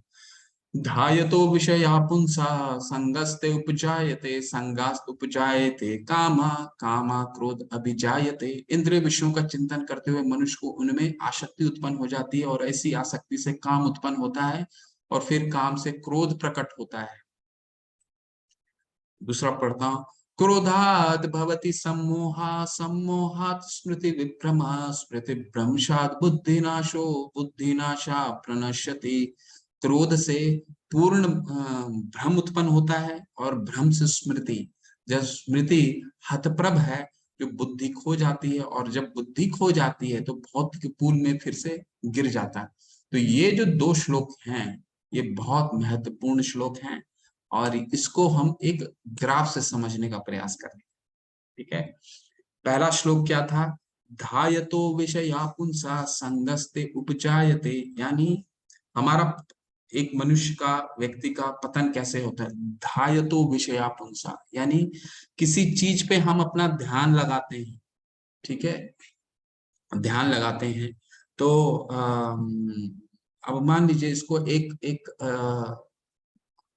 उदाहरण से भी समझने का प्रयास करेंगे। पहले आपको एक बेसिक ढांचा समझा देता हूं, फिर उदाहरण से इसको दोबारा जोड़ूंगा। एक चीज को हम देखते हैं और उस पर जब आसक्ति हो जाती है, हमारे अटैच्ड हो जाते हैं मुझसे, ठीक है, और वो चीज हमें नहीं, उसके प्रति हमें फिर लस्ट उत्पन्न होता है, काम उत्पन्न होता है, और जब वो प्राप्त नहीं होता है तो हम क्रोधित हो जाते हैं। क्रोध में क्या होता है? हम सम्मोहित हो जाते हैं, क्या करना है नहीं करना, सम्मोहित हो जाते हैं, जिसके कारण हमारी बुद्धि नाश हो जाती है, और फिर हम ऐसे कार्य कर बैठते हैं जिससे हमारा पतन होता है। ये 8 स्टेप प्रोसेस है, ठीक है। एक उदाहरण से भी समझेंगे। ये उदाहरण मैं कई बार देता हूँ, फिर दे रहा हूँ। मान लीजिए कि दो मित्र हैं, इसमें से एक मित्र होता है क्या, एक मित्र का स्वास्थ्य खराब रहता है, उसका पेट खराब हो जाता है, ठीक है, और उसे चाट और वो गोलगप्पे होते हैं ना, उसको खाने का बड़ा शौक होता है, ठीक है। अब इस उदाहरण से उसका पतन कैसे होता है यहाँ से, वो समझने का प्रयास करते हैं। तो भगवान क्या कह रहे हैं? धायते विषया पुंसा, वो अपने मित्र के साथ निकलता है और सामने एक चाट वाले को देखता है या गोलगप्पे वाले को देखता है, तो क्या हो जाता है? उसको धायतो, देखता है, देखता है, देखता तब है तब तक तो ठीक है, परंतु देखने के पश्चात उस पे आसक्ति हो जाती है, अटैच हो जाता है। अरे ये आ गया, ये तो मुझे बहुत पसंद है, ठीक है। तो वो उसका क्या, ध्याय तो विषयापुंस से उससे अटैच हो गया, और फिर अपने मित्र को बोलता है चलो ना इसको खाते हैं। फिर क्या होता है? उसके प्रति उसका काम उत्पन्न हो जाता है, उसको खाने की, जबकि उसका स्वास्थ्य खराब है फिर भी वो खाने की इच्छा हो जाती है। उसका मित्र बोलता है नहीं नहीं नहीं मत खाओ, तुम्हारा स्वास्थ्य खराब है। तो मित्र पे क्या करता है? वो क्रोधित हो जाता है, एंगर, ठीक है। ध्यायतो विषया पुंसा संगस्ते उपजायते, संगास्त उपजायते कामा, कामा क्रोध अभिजायते। तो अब क्रोध आ गया, क्रोध से क्या हुआ? अपने मित्र से फिर बोला नहीं, मुझे खाना ही है। उसका बुद्धि डिल्यूजन हो गया, सम्मोहित हो गया उसको देख करके, ठीक है, सम्मोहित हो गया, बुद्धि उसकी नाश हो जाती है। बुद्धि नाश होने से क्या आता है, क्या होता है? खा लेता है उसको, खाने से कितना समझाने के बाद भी खाता है, उसका स्वास्थ्य फिर खराब होना है, क्योंकि बाहर की जब स्वास्थ्य ऑलरेडी खराब है और खाने के लिए जाता है और खराब होता है। तो ये 8 स्टेप प्रोसेस है, ठीक है। जब हमें ध्यान कोई भी चीज, हम इतनी चीजें एक्सपोज्ड हैं आज के दिन, सोशल मीडिया हो गया, यूट्यूब हो गया, न्यूज़पेपर हो गए, इतनी चीजें पल पल में। आजकल तो व्हाट्सएप आ गया है। आप लोग पहले का टाइम क्या था कि लोग आपको तब तक नहीं कुछ भेजते थे जब तक आप नहीं चाहते थे। आज के तारीख में तो लोग बिना मांगे ही आपको कई मैसेजेस दे देते हैं, आपको नहीं चाहिए वो मैसेज फिर भी आपको मिलता है, ठीक है ना। तो ऐसे मैसेजेस आपको आते हैं, हम इतने एक्सपोज्ड हैं, और इस एक्सपोजर में भी हम अपने आप को कैसे विचलित होने से बचें, क्योंकि एक एक कॉमेंट, कोई कुछ भेजता है, कोई कुछ भेजता है, तो कैसे हम इसको बचें? तो हम, एक बार तो आ गया तो उस पर हमें आसक्त नहीं होना है, उस पे ध्यान बार बार अपनी आसक्ति नहीं लगानी है। अब यूट्यूब खोल दिया आपने, आपकी चीज का नहीं है फिर भी हम लेकर के बैठ के देख रहे हैं। आप सड़क पे चलेंगे, 10 में से 6 लोग को आप देखिएगा कुछ ना कुछ वो मोबाइल लेकर के देख रहे हैं। आप कहीं ट्रेन में जाइए, बस में जाइए, मेट्रो में जाइए, कहीं भी जाइए, ऐसे देख रहे हैं। उनकी काम की चीज नहीं है फिर भी वो देख रहे हैं। तो क्या हो जाता है? ध्याय तो, देख रहे हैं और उस पे अटैच्ड हो जाते हैं, वो चीजें उसको नहीं मिलती है तो उस पे काम उत्पन्न हो जाता है, अटैच होकर के काम उत्पन्न हो जाता है, ठीक है। हमारे, आप आज की तारीख में जितने इंटरनेट में सिनेमा देख लीजिए, कोई भी चीजें देख लीजिए, उसमें क्या चीजें दिखाते हैं? एंगर, वायलेंस एंड सेक्स, ये 3 चीजें दिखाई जाती हैं सबसे ज्यादा, और ये आसक्ति उत्पन्न करती है, लस्ट उत्पन्न करता है, और ये जब प्राप्त नहीं हो पाता तो वो एंगर, क्रोध आता है, ठीक है। क्रोध से हम डिल्यूजन यानी सम्मोहित हो जाते हैं, उसे पाने की चाह होने लगती है। आज आज की तारीख में तो प्रचार आप देखने जाइएगा तो बाथरूम को भी लोग घर से बड़ा बताते लग जाते हैं, तो उसी तरह का हमें चाह होने लग जाती है कि बाथरूम इतना बड़ा हो सकता है, घर से भी अच्छा हो जाता है बाथरूम, दिखाते हैं। तो हमारी सम्मोहित इतने हो जाते हैं हम उसके प्रति, और वो पाने की इच्छा हो जाती है, ठीक है, हमारी बुद्धि उसमें खोने लग जाती है, और जिसके कारण हम गलत कार्य करते हैं, ठीक है। ये 8 स्टेप प्रोसेस है। ध्यायतो विषयापुंसा संगस्ते उपजायते, संगास्तु उपजायते कामा, कामा क्रोध विजायते, क्रोधात् भवति सम्मोहा, मोहात् स्मृति विभ्रमा, स्मृति भ्रंशात् बुद्धिनाश, बुद्धिनाश प्रणश्यति। 8 स्टेप प्रोसेस है जिसके कारण पतन होता है। तो स्वामी प्रभुपाद के कुछ शब्द क्या हैं, ये दूसरे अध्याय के बारे में देखिए। मनुष्य कृष्ण भावनामृत या दिव्य ज्ञान को यह एक क्षण में प्राप्त कर सकता है और हो सकता है। तो कृष्ण भावनामृत ये शब्द पूरे गीता में हम इसका चर्चा होगा, ये शब्द ध्यान रखिएगा। इस शब्द का मतलब होता है भगवान की सेवा करना, ठीक है। तो मनुष्य कृष्ण भावनामृत या दिव्य जीवन को एक क्षण में प्राप्त कर सकता है और हो सकता है उसे लाखों जन्म के बाद भी न प्राप्त हो। यह तो सत्य समझने और स्वीकार करने की बात है। खटवांग महाराज ने अपनी मृत्यु के कुछ मिनट पूर्व कृष्ण के शरणागत होकर ऐसी जीवन अवस्था प्राप्त की। खटवांग महाराज जब स्वर्ग में युद्ध करके आए तो उनसे उन्होंने पूछा कि मेरे पास कितना समय है, तो उनको बताया कि कुछ समय, कुछ पल है तुम्हारे पास। भगवान के तो बहुत बड़े भक्त थे, उस उसी पल में उन्होंने भगवान को स्मरण किया और भगवान के धाम को प्राप्त हुए। इस जीवन का अंत होने से पूर्व यदि कोई कृष्ण भावनामृत हो जाए तो उसे तुरंत ब्रह्म निर्वाण अवस्था प्राप्त हो जाती है। भगवत धाम तथा भगवत भक्ति के बीच कोई अंतर नहीं है, चूंकि दोनों चरम पद हैं। अतः भगवान की दिव्य प्रेम भक्ति में व्यस्त रहने का अर्थ है भगवान भगवत धाम को प्राप्त करना। भौतिक जगत में इंद्र तृप्ति विषय कार्य होते हैं और आध्यात्मिक जगत में कृष्ण भावनामृत विषय। तो ये डिफरेंस है।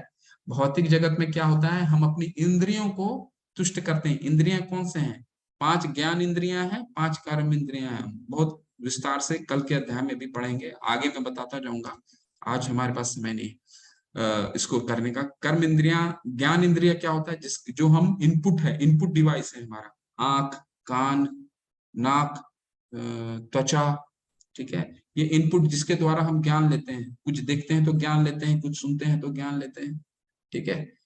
तो इस जीवन में ही कृष्ण भावनामृत की प्राप्ति तत्कालीन ब्रह्म प्राप्ति जैसी, और जो कृष्ण भावनामृत में स्थित है वो निश्चित रूप से पहली भगवत धाम में प्रवेश कर चुका होता है। भगवत गीता के प्रतिपाद्य है कर्म योग, ज्ञान योग तथा भक्ति योग। इस द्वितीय अध्याय में कर्म योग तथा ज्ञान योग का स्पष्ट व्याख्या हुई है और एवं भक्ति योग की भी झांकी दी गई है। तो हमने आज तीनों चीजों का थोड़ा थोड़ा पढ़ा। अर्जुन ने को बताया कि तुम्हें कर्म करना चाहिए, तुम्हें युद्ध करना चाहिए, उसी में आनंद है, ठीक है। फिर हमने ज्ञान योग देखा, आत्मा और शरीर के डिफरेंस को देखा, ये ज्ञान योग हो गया। और भक्ति योग क्या हो गया? व्यवसायत्मिका बुद्धि एक ही है कुरु नंदना। भगवान कहते हैं मेरे पे मन लगाओ, मेरे पे चिंत करो, दृढ़ता बनाओ, तुम स्थित प्रज्ञ बनोगे, आत्मा आराम बन जाओगे, ठीक है। तो ये इसके साथ ही ये अध्याय समाप्त होता है। हरे कृष्ण। और कल से छठे अध्याय तक हम कर्म योग करेंगे। इस पूरे इस गीता को 3 भागों में बांटा जाता है। फर्स्ट टू 6 एक चैप्टर से लेकर के 6 चैप्टर, छठा चैप्टर उसको कर्म योग बोलते हैं। 7वां से लेकर के 12वां अध्याय तक उसे भक्ति योग बोलते हैं, और 13 से लेकर के 18वां अध्याय उसे ज्ञान योग बोलते हैं, ठीक है। तो बीच का जो अध्याय है 7 से 12 वो इस पूरी गीता का सार है। और बाकी के जो दोनों हैं 1 से 6 और 13 से 18, ये दोनों भक्ति के योग को, भक्ति योग को सपोर्ट करते हैं, ठीक है। तो ये है, कल से हम कर्म योग करेंगे। तीसरा अध्याय कर्म योग का है। कर्म कैसे करना है वो भगवान हमें ज्ञान देंगे। हरे कृष्णा। आपके कोई प्रश्न है, कोई कुछ पूछना चाहते हैं तो पूछ सकते हैं।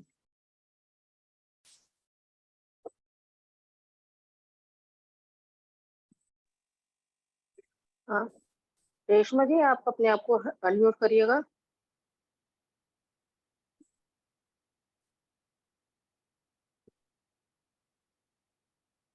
हरे कृष्णा, अनम्यूट करिएगा। रेशमा कंवर माता जी अनम्यूट कीजिए प्लीज। हरे कृष्णा गुरु जी। हरे कृष्णा माता जी, हरे कृष्णा। बताइए, प्लीज पूछिए। ऐसा बोलना चाहती हूँ कि मेरे 2 बच्चे हैं, तो मैं काफी सोचती हूँ कि इन पे गुस्सा ना करूं, एकदम प्यार से करूं, काफी मन को कंट्रोल करती हूँ। पर जब ऐसा होता है ना कि सोच लिया कि नहीं करना है, फिर भी जैसे ऐसा हो ही जाता है, आधे घंटे 1 घंटे के बाद वो वापस उसी स्थिति में मैं वापस आ जाती हूँ कि मैं गुस्सा हो ही जाती हूँ ऐसा इन पे। तो मैं ऐसा क्या करूँ कि मुझे गुस्सा ना आए? माता तो बच्चे की भलाई भलाई के लिए ही गुस्सा करती है माता जी। आप गुस्सा नहीं करेंगे तो बच्चे सीखेंगे कैसे? लेकिन आपका गुस्सा करना, क्योंकि माता हैं आप, तो आपके गुस्सा से ही बच्चे सीखते भी, सीखेंगे भी, पहला। दूसरा, आ, माता जी, क्रोध जो है भक्त के माँ के जीवन के लिए बहुत महत्वपूर्ण है। अगर बच्चों को शिक्षा देना चाहते हैं तो बहुत महत्वपूर्ण होता है। परंतु क्रोध, लोभ और मोह, ये नर्क के 3 द्वार हैं भक्ति में। तो इस पे अगर नियंत्रण पाना है तो हरि का नाम जपना शुरू करना पड़ेगा। ठीक है, हरि का नाम लीजिए सुबह। कल मैं इसको और अच्छे से बताऊंगा, परंतु आज आपने जब प्रश्न किया है तो बता देता हूँ कि जब हम भगवान का नाम लेते हैं, हरे कृष्णा कृष्णा कृष्णा हरे हरे, हरे राम राम राम हरे हरे, नित्य सिद्ध कृष्ण प्रेमे साधु कबू नाई, श्रवण आदि शुद्ध चित्ते करय उदय। ठीक है, कल भी ये चीज मैंने बताया था और कि मुझे इससे कि जैसे फोन तो एक ही है मेरे, पर पता है मैंने मेरे साथ मेरे बच्चों का भी रजिस्ट्रेशन करवाया है। हम तीनों बैठ के आपको सुनते हैं यहाँ पे एक ही फोन में। बहुत सुंदर है माता जी। आप अपनी भगवान 18 अध्याय में बोलेंगे कि जो भी ये मेरे मेरे अपनी बुद्ध अपनी ये मेरी श्रवण करता है, मेरे गीत को श्रवण करता है, वो मेरी बुद्धि से मेरी पूजा करता है। तो आप भगवान की 1 घंटा सुनते हैं भगवान की श्रवण को, तो अपनी बुद्धि से भगवान को पूजा कर रहे हैं। ठीक है, तो बच्चों को सुनाइए। और हम ये 1 घंटा जो गीता का पाठ कर रहे हैं माता जी, जो सुन रहे हैं, श्रवण कर रहे हैं, मैं कीर्तन कर रहा हूँ, श्रवण कर रहे हैं, इसके द्वारा हम भगवान की पूजा कर रहे हैं। भगवान बोलते हैं बुद्धि से तुम पूजा कर रहे हो अगर तुम मेरा श्रवण करते हो। तो सुनिए, अच्छे से सुनिए। और क्रोध हो जाएगा माता जी, एक दिन में तो कोई शांत नहीं होगा, महाराज, परंतु क्रोध का कारण कैसा? जैसे बच्चे अगर आ गए स्कूल से, वो टाइम पे भोजन नहीं कर रहे, टाइम पे अपने स्कूल का कार्य नहीं कर रहे, तो फिर वो हम उनको प्रेम से समझाते, फिर वो नहीं सुनते हैं ना, तो फिर वो आ ही जाता है क्रोध ऐसा है। और मैंने जी जी रजिस्ट्रेशन टाइम पे भी मैंने सोचा कि शायद करके देखती हूँ, अगर तीनों के नाम लिखती हूँ, होगा तो ठीक है, नहीं होगा तो ठीक है, एक से सुनेंगे। पर रजिस्ट्रेशन मैंने इसके लिए तीनों का ही करवाया। हम तीनों जन बैठ के सुनते हैं और आपको देखते हैं। जी जी माता जी, सुनिए। और इसका जो क्रोध आप कह रही हैं, मैं इसका और अच्छे से उपाय दूंगा। जब 6ठे अध्याय में भगवान अर्जुन को समझाने के बाद अर्जुन कहते हैं कि प्रभु चंचला ही मन कृष्णा प्रमाथि बलव्रत दृढ़, मेरा मन इतना चंचल है, इसको समझा ही नहीं पाता हूँ। और भगवान उसको बोलते हैं, हाँ हाँ मैं समझता हूँ कि तुम्हारा मन बहुत चंचल है, लेकिन बताएंगे, उपाय भी बताएंगे भगवान की इस मन को पकड़ना कैसे है। ठीक है, अभ्यासेन तू कौन्तेय वैराग्येन च गृह्णति, इसको अभ्यास के द्वारा पकड़ना पड़ेगा। वो अभ्यास कैसे होगा, वो धीरे धीरे मैं आपको 6ठे अध्याय तक चलिए।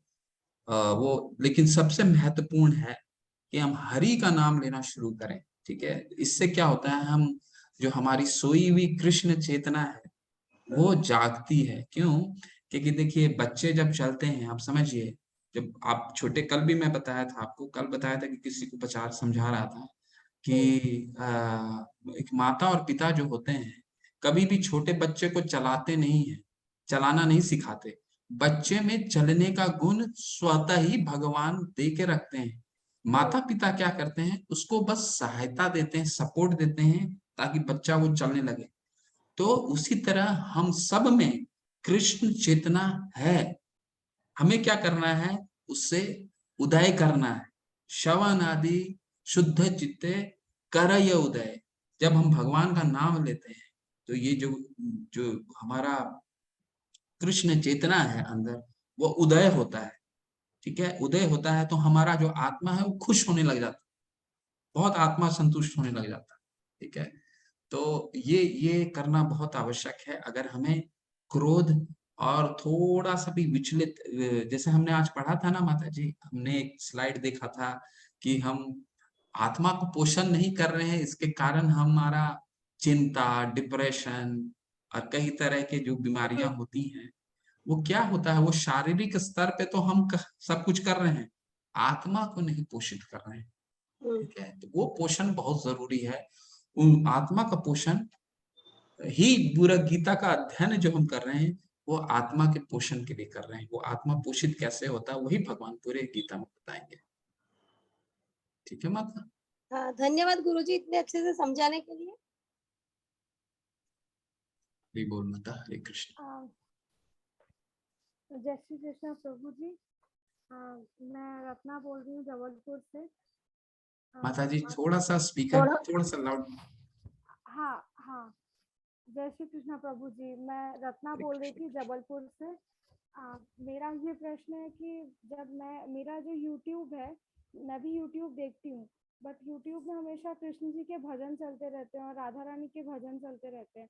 मुझे सुन के बहुत शांति मिलती है, बहुत ही मन को बहुत सुकून मिलता है वो सॉन्ग सुनने से। बट बात यह है कि जब मैं सुनती हूँ, मेरा हमेशा उसी में मन लगा रहता है। मैं टीचर भी हूँ, पढ़ा भी रही हूँ, लेकिन घर आने के बाद मेरा उसी में मन लगता है। पर घर वाले बोलते हैं कि अगर तुम ज्यादा ऐसा करोगी तो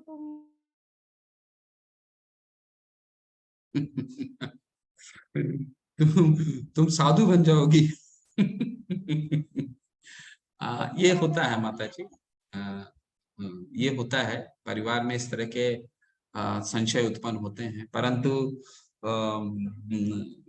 उसमें ज्यादा ये तो बहुत, यही तो मैं आपको बताने की कोशिश कर रहा था कि हम जब भगवान का नाम और श्रवण करते हैं ना, तो ये हमारे में अंदर में संकुचित है। वो जब भी हम सुनते हैं तो वो उदय होता है, भगवान की कृष्ण चेतना उदय होती है। तो सुनिए अच्छे से उसको, और ये चिंता मत कीजिए कि परिवारजन क्या कह रहे हैं, उनको भी कोशिश कीजिए, सुनेंगे वो भी, आज नहीं तो कल हो सकता है उनका भी उदय होगा, क्योंकि कृष्ण चेतना तो सब में है। अगर मैं उनको बोलने की भी ये कोशिश करूंगी ना कि आप लोग भी आओ, आप लोग भी सुनो, देखो उन लोग बोलते हैं कि हाँ ये सब ठीक है, भक्ति करना ठीक है, लेकिन कुछ ज्यादा ही तुम उसमें घुस रही हो, तो इतना भी उसमें जाना ठीक नहीं है। मतलब मुझे ऐसा लगता है जैसे कि मैं दो राहें में फंस गई हूँ। मतलब मैं एक तो उनकी तरफ जाना चाहती हूँ, लेकिन दूसरी तरफ से वो मुझे पीछे से खींच रहे हैं। तो मुझे कभी कभी खुद पे डाउट होता है कि कहीं कृष्णा मुझे नेग्लेक्ट, मतलब मुझे इग्नोर तो नहीं कर रहे, मतलब मुझे वो एक्सेप्ट करेंगे कि नहीं करेंगे। अब मैं प्रश्न आपकी दुविधा समझ रहा हूँ माता जी। दुविधा आपका बहुत उचित दुविधा है, और सब गृहस्थ में ऐसा दुविधा होता है कि घर में कोई एक भक्ति करता है, सभी तो भक्त नहीं होते, सब एक भक्ति करता है तो दूसरे लोगों को थोड़ी सी परेशानी होती है। तो अपना कर्तव्य का पालन कीजिए, परंतु एक चीज हमेशा ध्यान रखिए कि भगवान 18वें अध्याय के 66वें श्लोक में बोलते हैं, सर्वधर्मान परित्यज्य माम एकम शरणम व्रज। तो मेरे शरण ग्रहण करो, तुम सारे धर्म का अपने आप पालित कर लोगे। उसकी चिंता वो मेरे पे छोड़ दो। तुम तिलक लगा के घूम रहे हो, सामने वाले कह रहे हैं कि अरे देखो तिलक लगा के जा रहा है, ठीक है, तुम तुलसी कंठी माला पहन के घूम रहे हो, अरे ये तुलसी माला कंठी पहन के जा रहे हैं। भगवान कहते हैं उस सब की चिंता तुम छोड़ दो, उसकी चिंता वो मेरे पे छोड़ो, हम कैसे करेंगे, तुम मेरी बस भक्ति करते रहो। वो आज नहीं तो कल यूज टू हो जाएंगे। आप अगर उनको सही टाइम दीजिएंगे, उनके साथ भी कर्तव्य का पालन करेंगे, और साथ ही साथ अगर भक्ति को भी अपने जीवन का बैलेंस बना करके चलेंगे, तो एक टाइम शुरुआती दौर ऐसा होता है माता जी कि लोगों को थोड़ा टीदिंग इश्यूज आते हैं कि नहीं ये ज्यादा टाइम उनको दे रही है, ये मेरे को टाइम। अगर ये दोनों बैलेंस बना के चलते हैं हम, तो एक समय ऐसा ऐसा आ जाता है कि वो लोग भी एकस्टम्ड हो जाते हैं, एक्सेप्ट कर लेते हैं सब चीज को। ठीक है, तो इन दोनों को कोशिश कीजिए बैलेंस बना के चला जाए, और कर्तव्य का पालन करना भी है साथ साथ में, और भगवान की भक्ति भी संग संग में करते चलना है, किसी को छोड़ना नहीं है।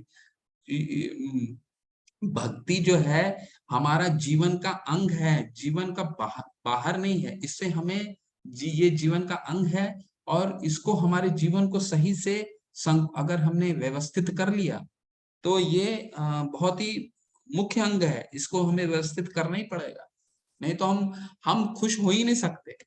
हम जिस चीज के लिए भक्ति कर रहे हैं, भक्ति करने का मुख्य उद्देश्य क्या है? हमें आनंद मिलना चाहिए, शाश्वत आनंद मिलना चाहिए। अगर हम आनंदित होंगे तब अपने परिवारजन को आनंदित कर सकते हैं ना, रख सकते हैं ना। अगर हम ही विचलित रहेंगे तो हमारे आसपास के लोगों को कैसे हम शांत और स्वस्थ और आनंद कर दे सकते हैं? नहीं दे सकते। ठीक है, तो दोनों को बैलेंस बना के चलिए और एक समय आएगा कि ये आपका वो भी यूज टू हो जाएंगे। ये सब परिवार में होता है, सारे परिवार का ये है।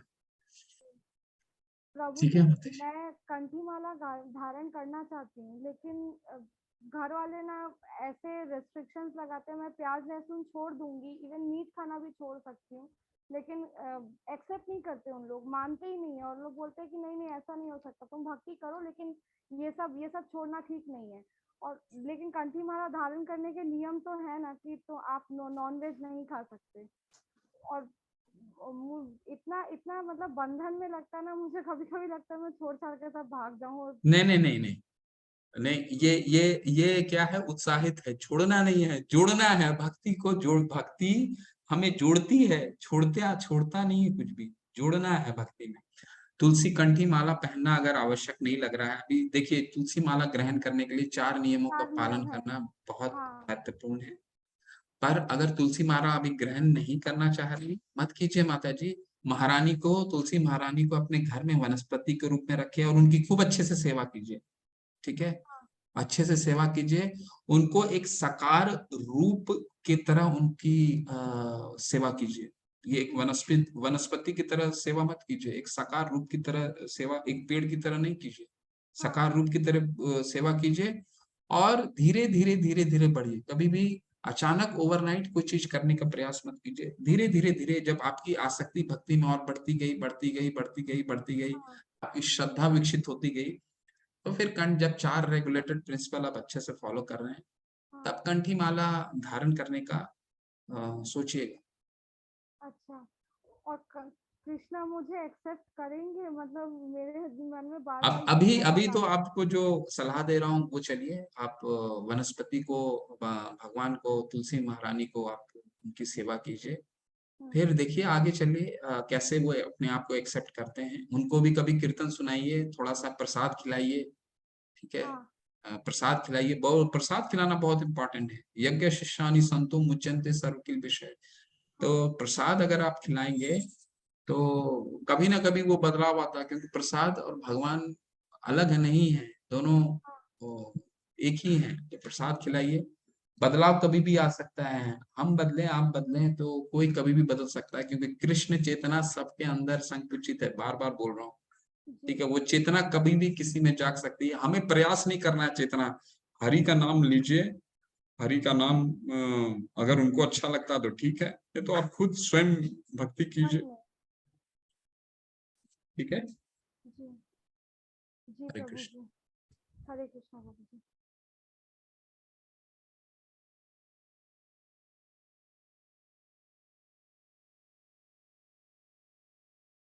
श्वेता फ्रांस पे माता जी जी। जी जी जी। कृष्ण जी ने अर्जुन से कहा था कि जो वेदों में उल्लेख जो 3 गुणों से ऊपर उठो, आपके जो एक स्लाइड में था, तो वो मुझे जानना था कि वो 3 गुण ऐसे कौन से हैं जिसके ऊपर उठने की बात मतलब उन्होंने कही थी। कौन माता बोल रही है? मेरा अनम्यूट ही नहीं श्वेता हो। श्वेता परांज पे हाँ आप। हाँ हाँ, जी आपका नमस्कार। हरे कृष्ण माता जी। हरे ये कृष्ण गुरु जी। ये 3 गुणों का, सतोगुण, रजोगुण, तमोगुण, अच्छा ये 3 गुण होते हैं। ये प्रकृति हमें कल के अध्याय में पढ़ेंगे, लेकिन 14वें अध्याय से हम इसी 3 गुणों के बारे में पढ़ेंगे। ठीक अच्छा है, ये जी प्रकृति के द्वारा, हम इन गुणों के द्वारा ही बंधे हुए हैं। सतोगुण, सतोगुण सबसे उच्च कोटि का गुण है। ठीक जी है, और इसके बाद आता है रजोगुण। उस सबके अपने अपने कैरेक्टरिस्टिक है, सारे गुणों का कैरेक्टरिस्टिक है। वो 14 अध्याय में बहुत हम विस्तार से पढ़ेंगे। जी। और तमोगुण जो आता है वो सबसे निम्न गुण होता है। तो हर मनुष्य जो है इस मनुष्य नहीं, जितने भी जीव हैं पूरे जी 14 लोक में, ये 3 गुणों, ब्रह्मा जी भी ये 3 गुणों के अधीन है। ठीक है। जी।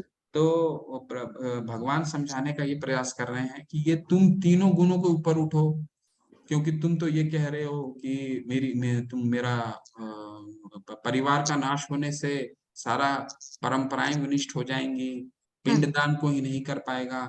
लेकिन ये पिंडदान करना ही क्यों है? पिंडदान एक कर्म कांड का नियम है, और वो अगर हम नियम को पालन करते हैं तो भगवान प्रसन्न होते हैं। ठीक है।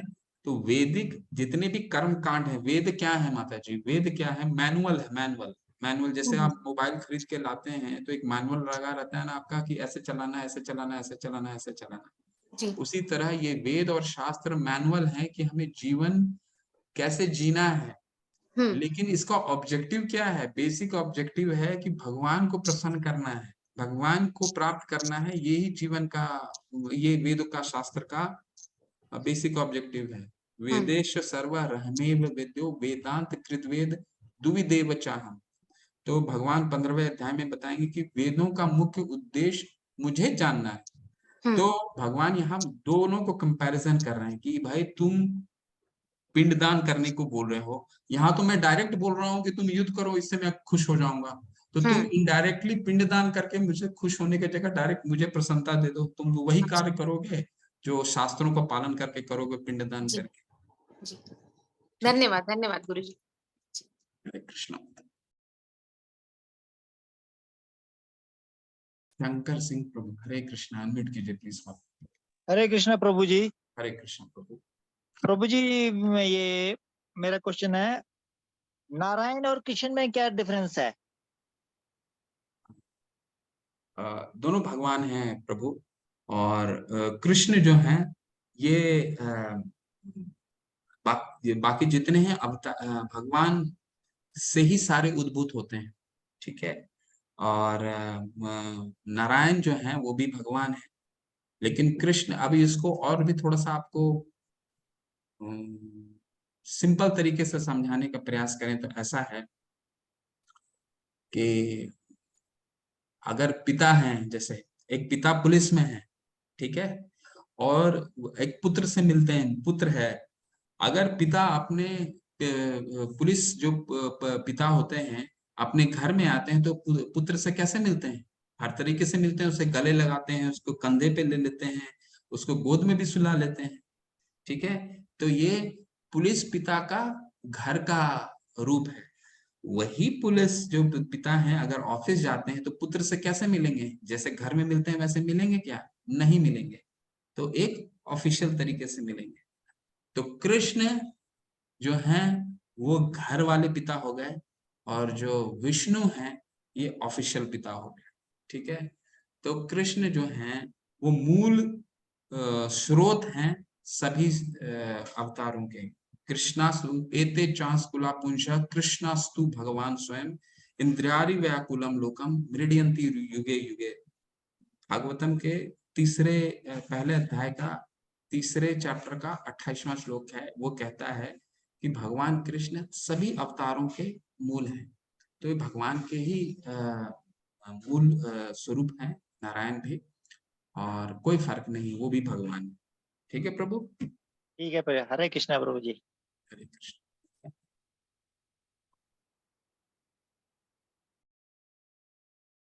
निधि दवे माता जी। हरे कृष्ण माता। हरे कृष्णा गुरु जी। हरे कृष्ण माता।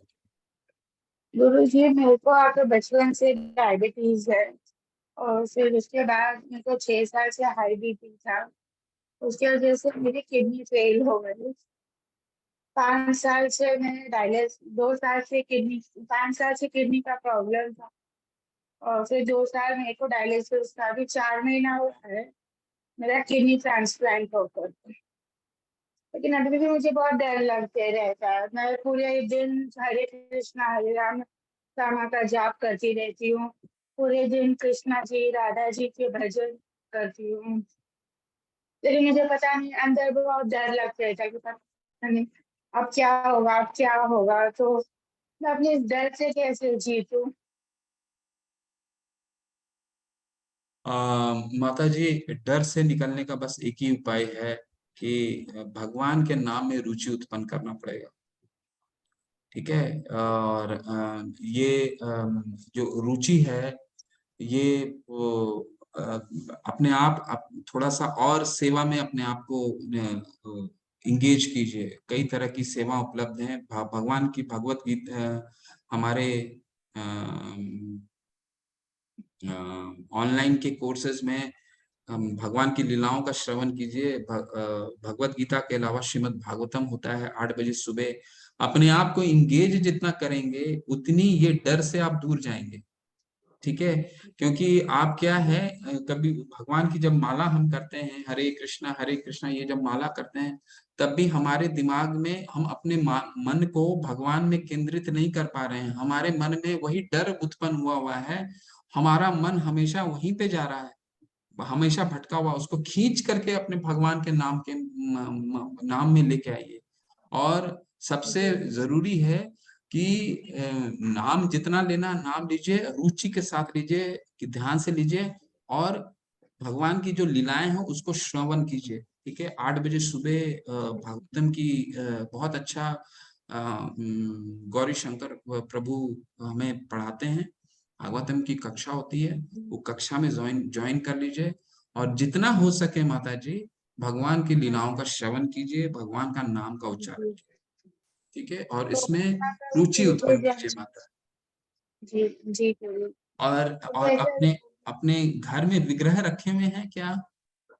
मंदिर बनाए विग्रह रखे हुए हैं क्या माता जी? हाँ जी जरूर। विग्रह को हाँ मंदिर पे। विग्रह की सेवा करने में आनंद लीजिए। थोड़ा सा अपने आप को इंगेज कीजिए, विग्रह की सेवा में आनंद लीजिए। फूल से सजाइए, सुबह सजाइए, सुबह उठिए मंगल आरती कीजिए। सुबह सुबह उठिए, जल्दी जल्दी मंगल आरती कीजिए। देखिएगा आपका ये सब डर भाग जाएगा 1 महीना में। मैं आपको एश्योरेंस दे रहा हूँ। आप कुछ नियमों का पालन कीजिए। सुबह उठिए, मंगल आरती कीजिए 4:30 बजे। ठीक है। सुबह जैसे ही मंगल आरती भगवान का आप देखेंगे विग्रह, मन खुश हो जाएगा आपका। ठीक है। मन एकदम खुश जी प्रसन्न हो जाएगा। सुबह जी 4:30 से लेकर के 9 बजे तक अपने आप को इंगेज करके रखिए। और जितना टाइम मिलता है फिर अपने विग्रह की सेवा कीजिए। जितना समय लग सकता है वो इंगेज करके रखिए। जी। धन्यवाद गुरु जी। हरे कृष्ण। हरे कृष्ण।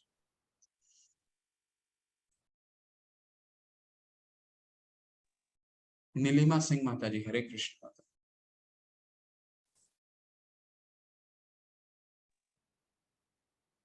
नीलिमा माता जी अनम्यूट करिए।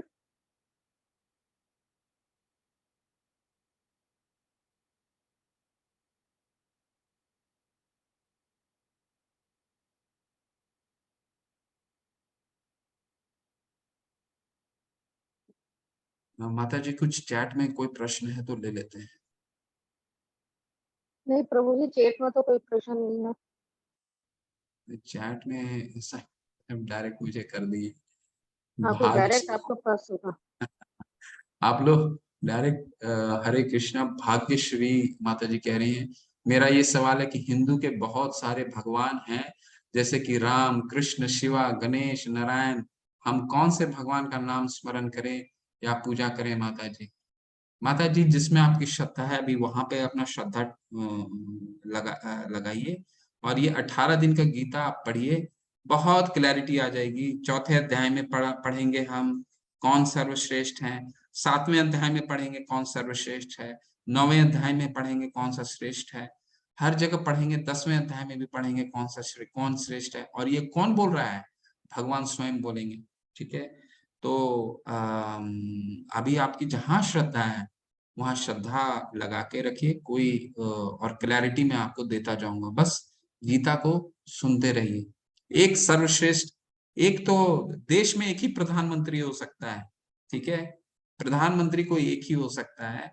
सारे प्रधानमंत्री नहीं हो सकते, मिनिस्टर्स हो सकते हैं, उनके सपोर्ट हो सकते हैं, बट एक एक चीज ध्यान रखिए, प्रधानमंत्री कोई एक ही होगा, ठीक है। अब वो प्रधानमंत्री कौन है, वो तो आज ही हमें पता चल गया ना प्रधानमंत्री कौन है। आज हमने दूसरे अध्याय में देखा, भगवान ने खुद ही बोला, श्री भगवान उवाचा। लेकिन आपका प्रश्न ये है कि बाकी तो भी हैं, बिल्कुल हैं, उनका क्या स्टेटस है, वो क्या है, वो बताएंगे आपको। वो सब कल कल के अध्याय में नहीं, परसों में को थोड़ा कवर होगा, 7वें में होगा, 9वें में होगा, ठीक है, तो क्लियर करेंगे। वह कर्म करने के बारे में बताए, आपने बताया वो राक्षस कर्ण। अच्छा अच्छा, प्रीति माता जी हैं कि चली गई कर्ण के बारे में? माता जी, प्रीति माता जी हैं जो कर्ण के, हाँ हाँ, कर्ण था माता जी, उसका नाम था सहस्त्र कवच राक्षस। सहस्त्र कवच राक्षस जो था वो सूर्य देव की बहुत स्तुति करता था, और जब सूर्य की स्तुति करते करते उसको सूर्य देव जब प्रकट हुए प्रसन्न होकर के, तो बोले बताओ क्या चाहिए तुमको। तो कर्ण बोले कि मुझे अमर कर दीजिए। तो सूर्य देव बोले मैं ही नहीं अमर हूं तो तुमको कहाँ से अमर करूं, ठीक है। तो सूर्यदेव फिर कर्ण बोले कि ठीक है, तो आप एक काम करो, मुझे ऐसी मेरे लिए ऐसा प्रोटेक्शन का व्यवस्था करो कि मेरा कोई वध ना कर सके। तो सूर्य देव ने उसको 1000 कवच का वरदान दिया था, ठीक है। तो वो 1000 कवच जब उसे प्राप्त हो गए, तो पूरे जगत में जाकर के वो उत्पात मचाता रहा, पूरा उत्पात, इतनी उत्पात मचाई कि सब सारे परेशान हो गए। और बाद में वो बद्रिक आश्रम आया, जहाँ पे नर और नारायण यानी भगवान और अर्जुन पिछले जन्म में वो तपस्या कर रहे थे, और तपस्या कर रहे थे, और ये जो बद्रिक आश्रम में उत्पात मचाने लग गया। तो नारायण जग गए और नारायण नर को बोले जाओ इसको वध करके आओ। तो वध करने, वो लंबी स्टोरी है, बहुत संक्षेप में इन कट शॉर्ट कर दे रहा हूँ कि नर जो हैं फिर इनका वध करना शुरू कर, एक एक एक करके इसका कवच तोड़ना शुरू करते हैं। बीच में प्रत्युत्तर भी देते हैं कर्ण, और नर को मूर्छित भी कर देते हैं, मार भी देते हैं, लेकिन नारायण दोबारा जीवित कर देते हैं, क्योंकि साथ में ही रहते हैं दोनों। फिर नर जो हैं अर्जुन के जो पूर्व जन्म थे, उन्होंने 999 जब कवच तोड़ दिया मार करके, तो एक कवच जब बचा इस सहस्त्र कवच असुर के, भाग के वहां से चला गया सूर्यदेव के पास। और सूर्यदेव को बोला कि आपने तो बोला था मैं बच जाऊंगा, लेकिन ये कौन सा योद्धा आ गया है कि मेरे सारे 999 कवच तोड़ दिया। और तो सूर्यदेव तो थे ही बहुत प्रसन्न उससे, उसकी तपस्या करते थे वो, तो सूर्यदेव ने उसको अपने में विलीन कर दिया। नारायण उनके पास गए, बोले कि अरे सूर्यदेव, तुम सूर्य इसको क्यों अपने में विलीन किए हो, ठीक है, सूर्य अपने में विलीन तुमको नहीं करना चाहिए। तो फिर बोलते हैं कि ठीक है, इसका जो एक कवच लेकर के ही अगले जन्म में ये उत्पन्न होगा, और इसका वध यही नर अर्जुन के रूप में करेगा। तो अगले जन्म में ये कर्ण के रूप में आते हैं, वही सूर्यदेव से आते हैं, कुंती माता के गर्भ से आते हैं, और इसका वध अर्जुन ही करते हैं, क्योंकि पूर्व जन्म का ही भगवान का इनका वचन था, ठीक है। तो इसको ऐसे समझिए, ये महाभारत के आदि पर्व में आता है ये कथा। तो मैं आपको जो भी कथा बताऊंगा शास्त्र उन्मोदित होंगे। बिल्कुल माता जी, ये बद्रिकनाथ आश्रम ही धाम है, बिल्कुल आप ठीक है। सुदीप कुमार जी, आपका कितना समय हो रहा है? आपका प्रश्न लेता हूँ। बोलिए, हरे कृष्ण सुदीप प्रभु, आप अनम्यूट करना चाहते हैं, अनम्यूट कीजिए, अनम्यूट कीजिए प्रभु। रुक जी, अनम्यूट करिए।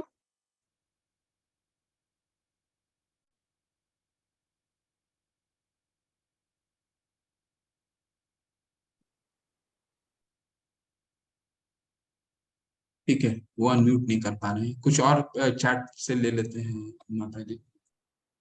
हाँ जी,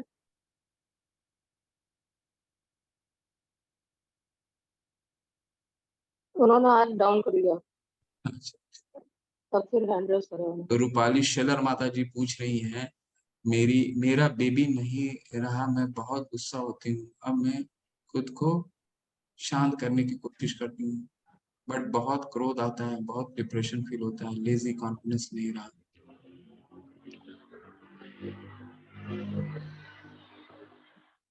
गीता सुन, अभी आप शास्त्र सुनिए माता जी, बीच बीच में आप बने रहिए, आपको मैं सही समय पे सही सही चीजें बताते जाऊंगा। लेकिन एक चीज सबसे महत्वपूर्ण है, वो है हरि का नाम। ठीक है, हरि का नाम लेना बहुत महत्वपूर्ण है। वो प्रभु जी, सुदीप कुमार जी ने हैंड रेज कर रखा है, उन्होंने अनम्यूट कर लिया अपने आप को।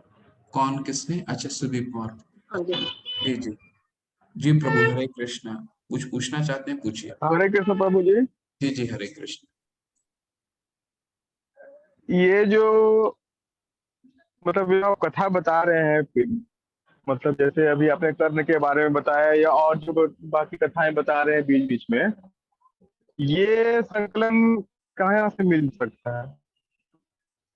ये प्रभु, ये आदि पर्व में आता है, महाभारत के आदि इन पर्व में जो। कथाओं का जो संकलन है, जनरल महाभारत रामायण तो सब जगह मिल रहा है। हाँ हाँ, ये महाभारत देखिए, ये जो महाभारत का 18 पर्व है, तो ये जो कथा आती है ये आदि पर्व में आता है। और जब अर्जुन को कर्ण को अच्छा, मारने के ठीक। लिए बोलते हैं, अर्जुन को भगवान बोलते हैं हम्म। कर्ण को वध करने के लिए, तो ये कथा उसको सुनाते हैं।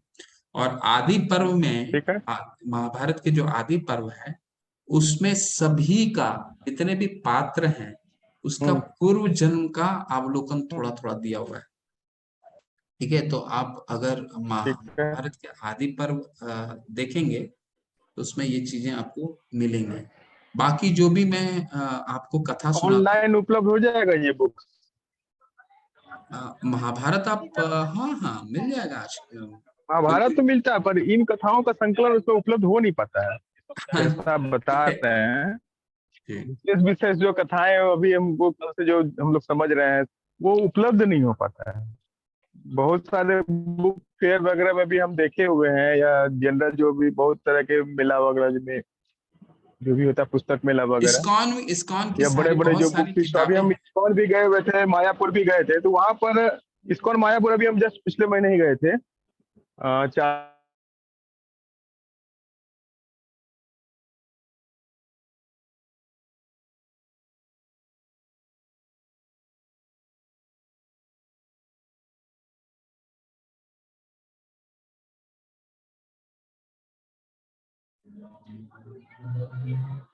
हेलो, आवाज ही नहीं आ रहा, आवाज ही नहीं आ रहा है।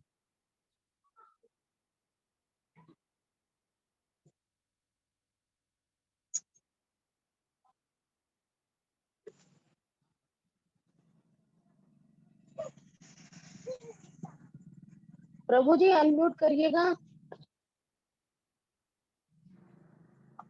हेलो। हरे कृष्णा प्रभु जी। हाँ, आ रही है आवाज। हाँ, हरे कृष्णा। आप म्यूट हो गए हैं। हाँ हाँ।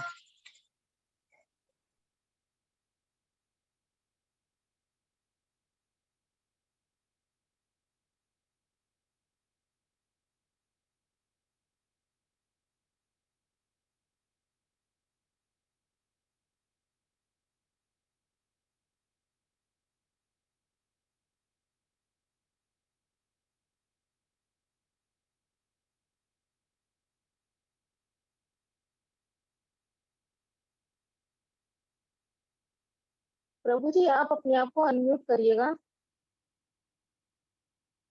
रितेश प्रभु जी। जी जी, मैं म्यूट किया हूँ। हाँ, वो आप म्यूट हो गए थे गलती से।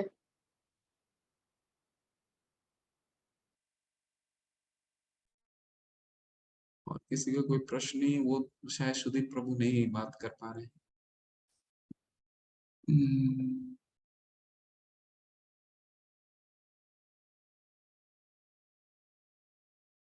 खुशबू गुप्ता, माता भक्ति मार्ग में जब चलते हैं तो कथा क्यों आती है, कठिनाई क्यों आती है? क्या हमारे पिछले जन्म का कोई बुरी कर्म है, वजह से ये जिंदगी हमारी उलझी सुलझने के लिए खुशबू माता जी हैं कि चली गई हैं, तब उनका जवाब देंगे।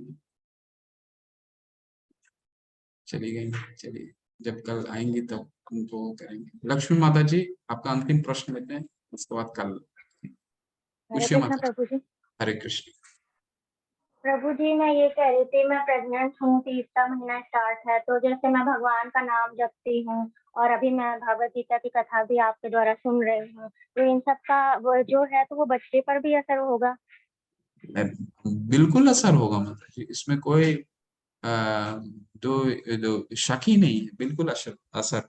आपके आपके शरीर में तो दो भगवान हैं, एक तो आपका परमात्मा स्वयं आपके हृदय में विराजमान है और आपके बच्चे के हृदय में भी भगवान है ना, तो बिल्कुल जी उस पर प्रभु जी। प्रभाव होगा। वो हरि का नाम लेते रहिए, भगवत गीता सुनते रहिए, जी बहुत प्रभु अच्छा जी। समय है।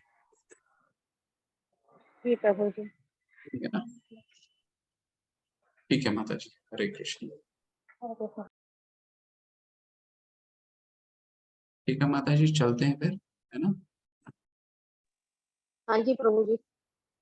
वांछा कल्पतरुभ्यश्च कृपा सिन्धुभ्येव च पतितानां पावनेभ्यो वैष्णवेभ्यो अनंत कोटि वैष्णव वृंद की जय, शिला प्रभुपाद की जय, नमाचार्य हरिदास ठाकुर की जय। आप सभी को हरे कृष्ण।